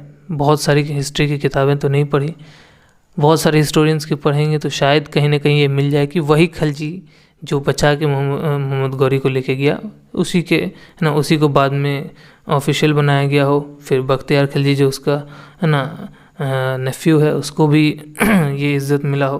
खैर हम लोग यहाँ कनेक्शन नहीं करेंगे, अभी बस ऐसे समझेंगे। बख्तियार खिलजी जो है, जिसका अंकल जो है तराइन में लड़ा था, उसको जो बनारस के बाद का एरिया सब है उसका इंचार्ज बना दिया जाता है। ठीक है, बियॉन्ड एरियाज बियॉन्ड बनारस का इंचार्ज बना जाता है। ठीक है, बख्तियार खिलजी जो है वो भी बड़ा बुकरात था। वो बहुत सारे जो बुद्धिस्ट मोनेस्ट्रीज थे उस टाइम के, जैसे नालंदा और विक्रमशिला, इसको तबाह कर देता है, क्योंकि उस टाइम पे बिहार का रूलर बचा ही नहीं था, और बिहार का रूलर बचा नहीं तो नालंदा और विक्रमशिला को प्रोटेक्ट करने वाला प्रोटेक्टर ही नहीं था। तो इसकी वजह से बख्तियार खिलजी इन सारे मोनेस्ट्रीज को आराम से डिस्ट्रॉय किया। ठीक है, खलजी जो है अब यहाँ पे बहुत इंटरेस्टिंग बात है, खलजी चालाक भी था बहुत। देखिएगा कैसे। खलजी ने एक पिलग्रिमेज टाउन था सेना किंगडम का, नाडिया, ठीक है, उसको जीता, है ना, 1204 में बंगाल से। तो सेना जो किंगडम था बंगाल का, उससे एक पिलग्रिमेज टाउन को धोखे से जीता। देखिए कैसे जीता। कहा जाता है कि जो ये जो पिलग्रिमेज टाउन है, पहले तो जो खलजी बख्तियार खिलजी है वो सोर्सेज लगाया और पता किया कि बंगाल का रूट कौन सा है। जब बंगाल का रूट पता चल गया तो ये पता किया कि भाई बंगाल का शासक अभी कहाँ है। तो पता चला एक पूजा करने वाला शहर है, पिलग्रिमेज टाउन है, जहाँ लोग पूजा करने जाते हैं। तो वहाँ लक्ष्मण सेना जो है, जो राजा था सेना किंगडम का, वो वहाँ गया हुआ है पूजा अर्चना ये सब चीज़ के लिए, क्या करने के लिए। तो ये क्या किया, उस सिटी में हॉर्स मर्चेंट की तरह भेष बदला कि हम भाई घोड़ा बेचने वाले हैं। ठीक है, घोड़ा बेचने वाले के का शक्ल अख्तियार किया, भाई पूरा मेकअप टेकअप जो उस टाइम पे होगा, है ना, वो लगाया, और अपने साथ साथ 17-18 और लोग ले गया रूप बदल करके। अब सवाल ये बनता है कि भाई जो हिंदू पिलग्रिमेज टाउन है वहाँ मुस्लिम ट्रेडर्स कैसे, वो धोखा, है ना, वो कह सकते हैं कि रूप बदल के भी वो मुस्लिम ट्रेडर की तरह कैसे जाएगा। याद रखिए कि इंडिया में घोड़ा जो है वो हमेशा से, है ना, इंपोर्ट किया जाता था बाहर से। तो इसलिए मुस्लिम मर्चेंट में घोड़ा बेचने वाले का शक्ल इख्तियार किया, क्योंकि वो तो आम बात है। तो सोचिए कितना चालाक था, किस प्रोफेशन को देखा। और वो डिस्गाइज में गया खलजी वहाँ पे, जब महल के करीब पहुँचा सीधे हमला कर दिया लक्ष्मण सेना पे। और अचानक हमले की वजह से किसी को कुछ समझ नहीं आया कि क्या हुआ।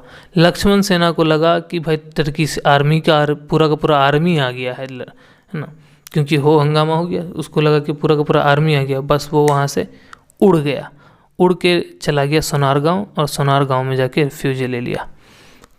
अब खलजी जो है ये डिस्गाइज बना के आया था, ये तो बहुत बाद में पता चलता, तब तक खलजी की आर्मी जो थी वो साथ साथ आ रही थी, लेकिन है ना कुछ पीछे रही होगी क्योंकि उसको यहाँ पे धोखा देना था, तो उसको बाहर ही रखा होगा शहर से। तो जैसे ही यहाँ से खबर गया होगा, तुरंत जो है वो टर्किश आर्मी अंदर घुसी और पूरा का पूरा नाडिया को कैप्चर कर लिया।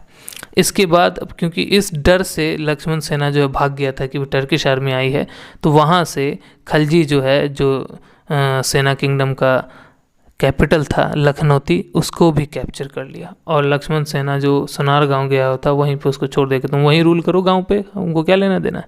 तो लक्ष्मण सेना को वहीं पे रूल करने दे दिया और ये पूरा रीजन को वो ऑक्यूपाई कर लिया। बख्तियार खिलजी बहुत रिच भी हो गया, इस वजह से बहुत ज़्यादा रिच था, और कहने को कह सकते हैं कि भाई वो गुरिद एम्पायर के अंदर था, लेकिन वो इंडिपेंडेंट ही काम कर रहा था ऑलमोस्ट, है ना। लेकिन इसने गलती कर दी। इसने जो ब्रह्मपुत्र वैली है असम में, उसमें एक मिलिट्री एक्सपीडिशन लेके गया जो इसके लिए बेवकूफ़ी था। अभी समझेंगे कैसे। हुआ क्या ना कि टर्किश आर्मी को लेकर के बख्तियार खिलजी पूरे वैली में घुस गया। कई हिस्टोरियंस मानते हैं कि वो तिब्बत को जीतने जा रहा था, लेकिन गलती से वो ब्रह्मपुत्र बेसिन में वैली में चला गया और असम में एंट्री ले लिया।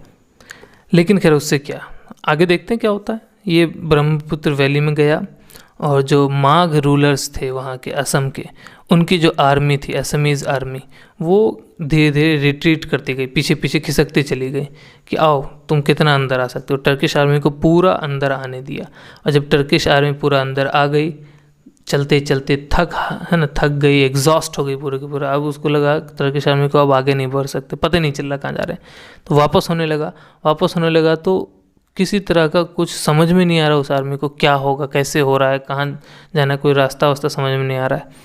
अब यहाँ पे क्या है, टर्किश आर्मी थका हारा है, उसको रास्ता ढंग से नहीं मिल पा रहा है जाने का, किधर से जाना है ना। इस चक्कर में है ना, इसके साथ साथ और जो असमीज़ आर्मी थी है ना, वो भी पीछे से अब परेशान करना स्टार्ट कर दी। तो आगे उसको समझ नहीं आ रहा कहाँ जा रहे हैं आगे, और पीछे से जो है जो असमीज़ आर्मी है वो स्टार्ट कर दी। अब क्योंकि वो जो रीजन है ना बेसिन का, वो ऐसा नहीं है कि पूरा प्लेन है, मैदान है, आसपास बहुत सारे पेड़ ऊंचे ऊंचे। अब क्योंकि ऊंचा एरिया सब है, वहाँ पे बहुत सारे हम लोगों को ना पहाड़ देखने को मिलता है, तो वहाँ है ना, वहाँ छिप के जंगलों में छिप के अचानक से सामने आए, उस टर्किश आर्मी पे हमला करे, भाग जाए। तो इस तरीके से क्या हुआ कि लगातार हमले होते रहे, गोरिल्ला वारफेयर की तरह से देखिए। तो जो टर्किश आर्मी वो धीरे धीरे ना परेशान हो गई, और परेशान होते होते वो समझ लीजिए कि टोटली डिस्ट्रॉय कर दिया गया। तो यहाँ पे हो जाता है, जो रूलर्स होते हैं असम के माघ रूलर्स, उनका हो जाता है जीत, और इसी जीत की वजह से ना खलजी की आर्मी ख़त्म हो जाती है, और किसी तरह से खलजी और उसके कुछ कह सकते हैं कि जो सपोर्टर्स थे ना, वो माउंटेन ट्राइब्स की मदद लेते हैं और खलजी को वहाँ से निकाल के भागते हैं, ठीक है। लेकिन खलजी जो होता है वो इसके बाद बहुत ज़्यादा हेल्दी नहीं रह जाता। इस लड़ाई के बाद वो है ना बीमार पड़ जाता है, बेड पे ही रहता है, और इसी बीच उसी मतलब बख्तियार खलजी के ही कई अमीर थे, उनमें से एक अमीर जो है उसको सोए हालत में चाकू मार देता है, ठीक है। बीमार हालत में ही बेड पे सोया हुआ था और चाकू मार के उसका है ना मर्डर कर देता है बख्तियार खिलजी का, और यहाँ पे बख्तियार खिलजी का कहानी ख़त्म। अब ये यहाँ पे बहुत इंपॉर्टेंट है, क्योंकि आपको पता होना चाहिए, जैसे यहाँ पे माघ रूलर्स की आर्मी ने है ना बख्तियार खिलजी को हराया, ठीक ऐसा ही बार बार आप लोग देखिएगा जो है ना असम के अहोम किंगडम था, वो मुग़ल को कभी जीतने नहीं दिया। इसी तरीके से मुग़ल आर्मी जाए, वो पहाड़ों में छिप जाए, वहाँ से परेशान करे, मुग़ल आर्मी को वहाँ से भागना पड़ जाए, रिट्रीट करना पड़ जाए, है ना। तो ये असम का जो रीजन है ना, ये इसी तरीके से रहा कंटिन्यूस, है ना, किसी भी आर्मी को जल्दी जीतने ही नहीं दिया। तो खैर हम लोग आगे बढ़ते हैं, है ना। तो मुइज़ुद्दीन जब तक ज़िंदा रहा, है ना, उस बीच इंडिया में जितना कॉन्क्वेस्ट किया उसकी बात हटा देते हैं। अब बात करते हैं मुइज़ुद्दीन और उसके भाई ने जो ख्वारिज़्म एम्पायर था उसके साथ क्या किया। मुइज़ुद्दीन और उसका भाई मिलकर सोचा कि जो सेंट्रल एशिया, इधर तो हम जीत गए हैं, अब सेंट्रल एशिया की तरफ एक्सपेंड करते हैं, ठीक है, सेंट्रल एशिया की तरफ एक्सपेंड करते हैं। लेकिन 1203 में क्या हुआ कि ये और उसका भाई दोनों का आर्मी मिल के भी ख्वारिज्म का जो रूलर था उसके आर्मी से जीत नहीं पाया और एक डिज़ास्ट्रस डिफीट मिला। ऐसा हार मिला कि उसके बाद जो मोहम्मद गौरी है उसका हिम्मत ही नहीं हुआ कि उधर देखें। तो ये कह सकते हैं कि ये जो गुरीद एम्पायर है उसके लिए फ़ायदेमंद हुआ कि उसका रूलर अब उधर उस लालच में है नहीं, है ना, दूसरे के लालच में है नहीं, अब इधर ही ध्यान देगा। लेकिन हमारे लिए ठीक नहीं हुआ, है ना। खैर आगे ये देखने को हम लोगों को मिलता है कि जब ये हार हुआ ना, ये हार देख करके यहाँ पे इंडिया में बहुत सारे स्टेट्स जो हैं वो रिबेल कर गए, वो विद्रोह कर गए, है ना, किसके खिलाफ? मोहम्मद गौरी के खिलाफ और गुरीद एम्पायर के खिलाफ। जो खोखर्स थे, आपको याद होगा, पंजाब के जो, है ना, वॉर लाइक ट्राइब्स थे, उन्होंने क्या किया कि लाहौर और जो गजनी है इन दोनों के बीच का कम्युनिकेशन को कर दिया कट। अब ये कट देखते ही गजनी जो है, सॉरी, मोहम्मद गौरी जो है वो आग बबूला हो गया। वो अपनी आर्मी लेकर आया और 1206 में इस खोखर, ये जो खोखर ट्राइब्स थे उसका कत्लेआम कर दिया, सारा एकदम पूरा स्लॉटर कर दिया, है ना, एकदम मार गिराया सबको, इतना हालत बुरा कर दिया सबको कि मतलब उसकी आबादी ख़त्म कर दी ऑलमोस्ट खोखर्स की। ठीक है, और फिर इस रिबेलियन को दबाने के बाद वो वापस जाने लगा। लेकिन वापस जाने के रास्ते में ही, है ना, जिस मुस्लिम सेक्ट से, जिस मुस्लिम ग्रुप से ये बिलोंग करता था उसी का एक विरोधी, है ना, कोई मुस्लिम फैनेटिक आया और वो इसको मार दिया। मोहम्मद गौरी 1206 में साफ, किसके? अपने ही लोगों के हाथों। बख्तियार खिलजी किसके हाथों मरा? अपने ही लोगों के हाथों मरा। अब एक चीज़ ध्यान दीजिए कि कई लोग जो हैं मोहम्मद गौरी को और महमूद गजनी को क्या करते हैं? कंपेयर करते हैं। कंपैरिजन हो ही नहीं सकता अच्छे से, क्योंकि कई उसके पहलू हैं। जैसे मान लीजिए आप एक वॉरियर की तरह से देखिएगा तो महमूद गजनी जो है वो बेटर वॉरियर था, क्योंकि वो कभी हारा ही नहीं किसी से। 17 बार रेड किया, जितना बार लड़ाई किया उतना बार जीता, जिधर लड़ाई किया उतना जीता।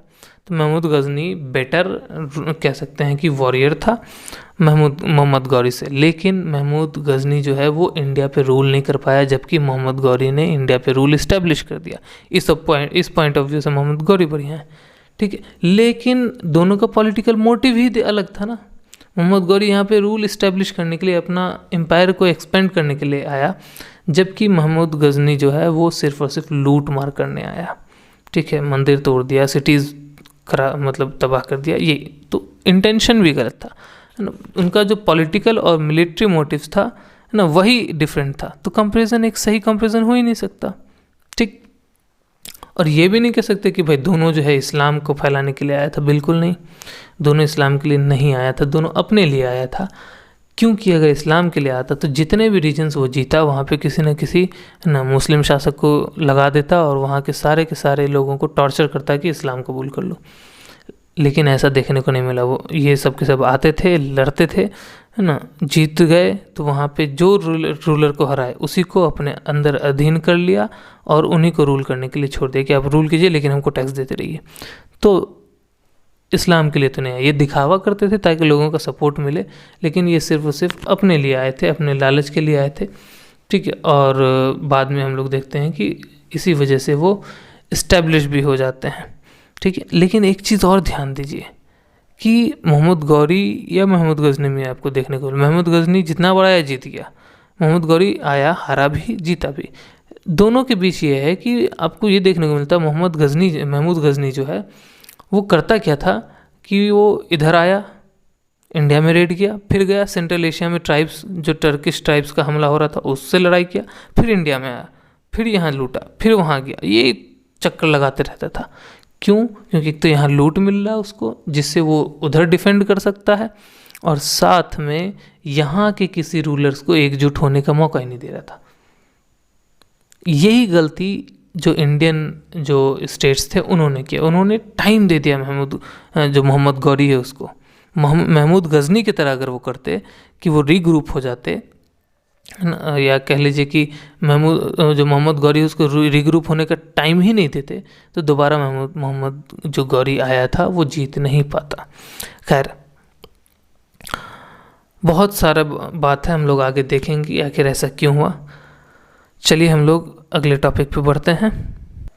लेकिन उससे पहले गुरिद एम्पायर को हम लोग देख लें एक बार। देखिए गुरिद एम्पायर जो है वो इतने रीजन से स्टार्ट हुआ और धीरे धीरे धीरे धीरे इधर से तो वो हारता चला गया, तो ख्वारिज़्म एम्पायर की वजह से इधर से हार गया, तो धीरे धीरे देखते हैं वो अंदर की तरफ लाहौर जीता, मुल्तान जीता, अजमेर जीता, दिल्ली जीता, बनारस और यहाँ तक नाडिया और लखनऊती तक जीता। तो ये पूरा का पूरा एक ना गुरिद एम्पायर जो है इस्टेब्लिश हुआ। छोटा सा एम्पायर एक बड़े एम्पायर में डेवलप हो गया। ठीक है, अब हम लोग देखेंगे कि भाई आखिर जो टर्किश जो आर्मी थी, इन्वेजन्स था, वो सारा इतना सक्सेसफुल कैसे हो गया कि जो नॉर्थ इंडिया था उसके सारे के सारे लीडिंग स्टेट्स को हरा दिया, वो भी 15 साल के अंदर अंदर, है ना।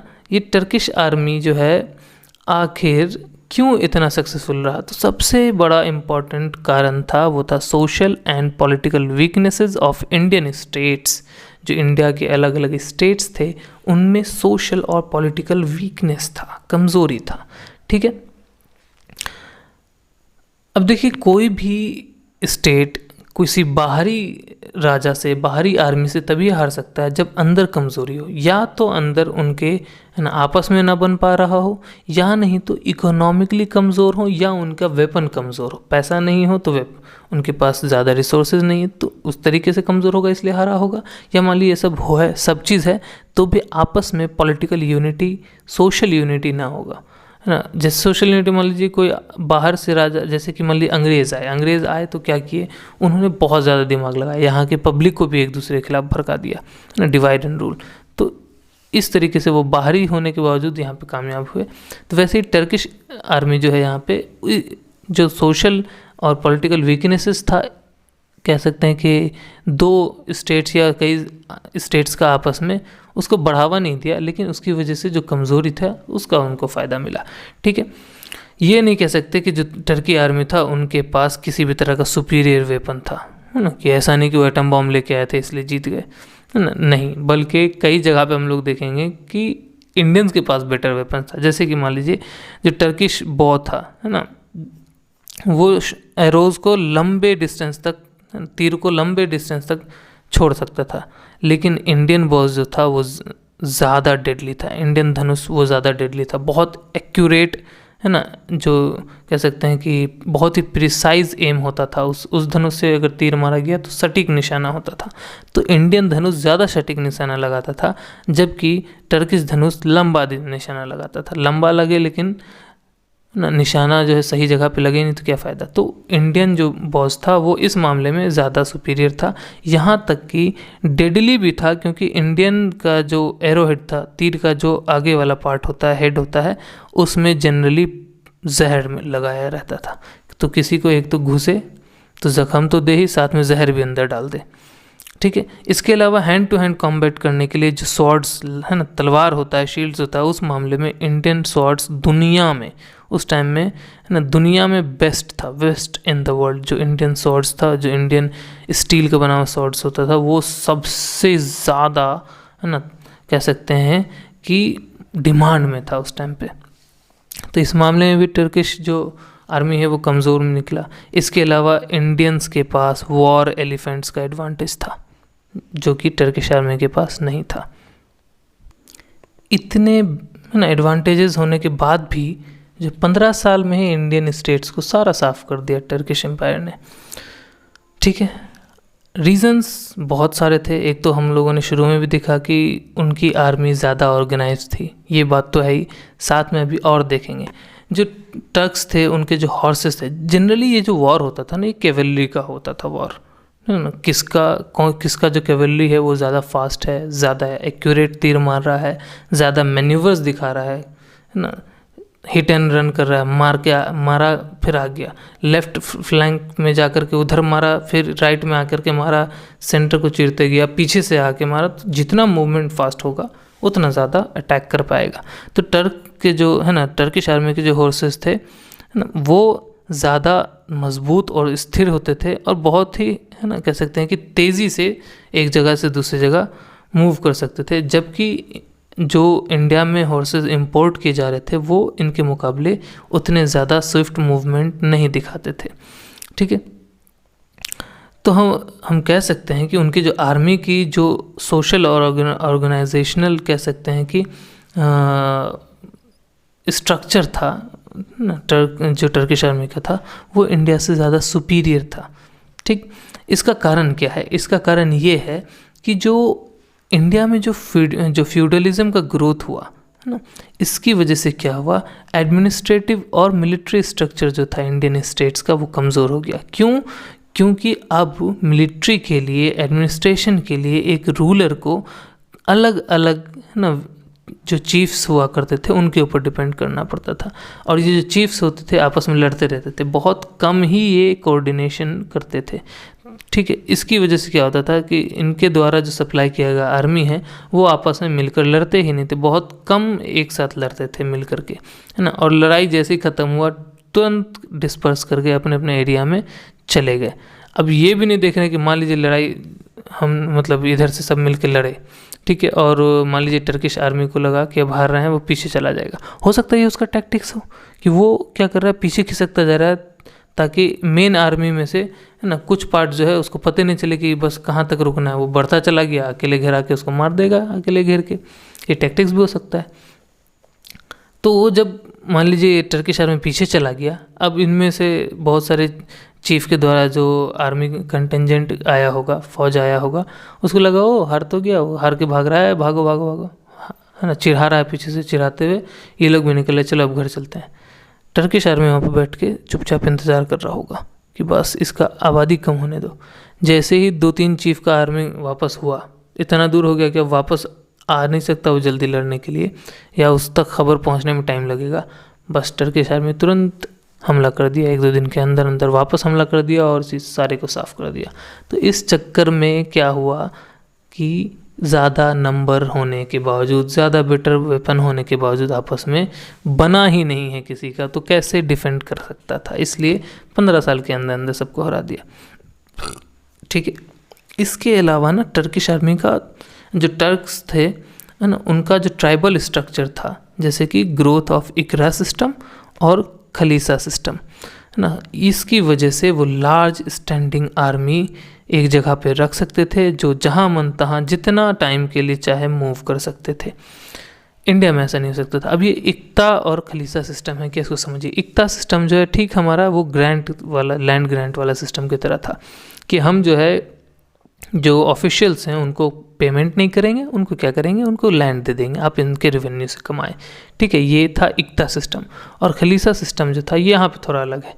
खलीसा सिस्टम यहाँ पे ये था कि वो बाकी बचा जितना लैंड होगा, है ना, ग्रांट देने के बाद वो सारा लैंड जो है वो डायरेक्ट कंट्रोल में होगा सुल्तान के, उसका सारा रेवेन्यू आएगा, है ना, रॉयल के फंड में। तो अब रॉयल फंड में पैसा आएगा तो ऑब्वियसली एक जगह आर्मी को मेंटेन कर सकता है लॉन्ग टाइम के लिए, एक लार्ज स्टैंडिंग आर्मी को, है ना, रख सकता है। तो ये फ़ायदा हुआ उसको। और हमारा सोसाइटी फ्यूडल था, तो इस चक्कर में एक जगह पे रहता नहीं था आर्मी, तो डिफेंड हो नहीं सकता था। डिफेंड के लिए हाथ जोड़ो जाके सारे चीफ से। इस बीच कोई चीफ जो है मुँह फुला लिया, जैसे शादी में फूफा जी लोग मुँह फुलाते हैं, वैसे ही मुँह फुला लिया कि ना हम तो नहीं कुछ करेंगे, हमें तो भाई हमें ये आज़ादी दे दो, फिर हमें वो आज़ादी दे दो, तब हम साथ देंगे। तो इस चक्कर में क्या हुआ, जैसे कि मान लीजिए पृथ्वीराज चौहान ने सबको भेजा कि भाई मदद कर दीजिए, सब एक साथ मिल के लड़ते हैं। लेकिन जो फूफा जी निकले जयचंद्र, वो मुँह फुला लिए कि ना भाई हम तो न लड़ रहे, बाद में वो भी मारे गए फिर। ठीक है, पृथ्वीराज चौहान कहा होगा कि हम भी मारे गए, तुम भी मारे जाओगे। लेकिन खैर ये तो मरने के बाद बोला हो गया। खैर आगे बढ़ते हैं। तो जो राजपूत हैं ना, इनकी एक और कमी थी, वो बहुत तगड़े तरीके से डिफेंस तो कर लेते थे, है ना, लेकिन कभी भी, अब मान लीजिए कि आपने अच्छा डिफेंड किया, अगर एक लूज बॉल आएगा तो आप उस पर छक्का जड़िएगा, है ना। जैसे ही हमला हुआ, आप अच्छा डिफेंड किए, जैसे आपको मिले एक बढ़िया ऑफेंसिव स्टैंड लीजिए, हमला कीजिए, दौड़ा के मारिए, घर में घुस के मारिए। लेकिन ये राजपूत लोग करते नहीं थे। वो जैसे बचा लिए, वाह वाह वाह वाह वाह करते हुए वापस आ गए। इस चक्कर में क्या हुआ, टर्क्स को एडवांटेज मिला रीऑर्गेनाइज हो जाने का, रीग्रुप होने का। मैंने अभी बताया कि जो महमूद गजनी था वो इंडिया में आके हमला करता था, फिर जाता था उस साइड, है ना, सेंट्रल एशियन ट्राइब्स के हमला को रोकने के लिए, फिर आता था। तो ये क्या होता, दोनों में से किसी को रीग्रुप होने नहीं देता था कि भाई रीऑर्गेनाइज ना हो जाए, टाइम ही नहीं दो, हमला करते रहो। ठीक, ये जो था ये राजपूत स्टेट्स के अंदर नहीं था। इसके अलावा इसी चक्कर में सब आपस में लड़ते रहे, इस चक्कर में जो नॉर्थ वेस्ट फ्रंटियर था इंडिया का, उसको कभी किसी ने गार्ड ही नहीं किया अच्छे से, जिसकी वजह से रेगुलर रेड्स और इन्वेजन्स आते रहे। उसी में से एक इन्वेजन जो है वो मोहम्मद गौरी के द्वारा ऐसा आया कि फिर वहाँ से जो है डायनेस्टीज़ मुस्लिम डायनेस्टीज़ आए, फिर वहाँ से मुग़ल आएगा, मुग़ल के बाद सीधे अंग्रेज़। तो कई सदियों का ये जो इतिहास है वो सिर्फ़ और सिर्फ जो बैटल ऑफ तराइन है, सेकेंड बैटल ऑफ तराइन, उससे डिसाइड हो गया। और कह सकते हैं कि उस टाइम पे जो नॉर्थ वेस्टर्न फ्रंटियर में जितने राजपूत स्टेट्स थे, उनका आपस में झगड़ा होने के कारण ही ये जो रूल इस्टेब्लिश हुआ इंडिया में, है ना, ये उसी का नतीजा था। तो आज के चैप्टर में बस इतना ही। आई होप आपको ये चैप्टर बहुत अच्छे से समझ आया हो। पढ़ते रहिए और मज़ा करते रहिए। मिलते हैं हम लोग अपने नेक्स्ट वीडियो में, है ना। तब तक के लिए बाय।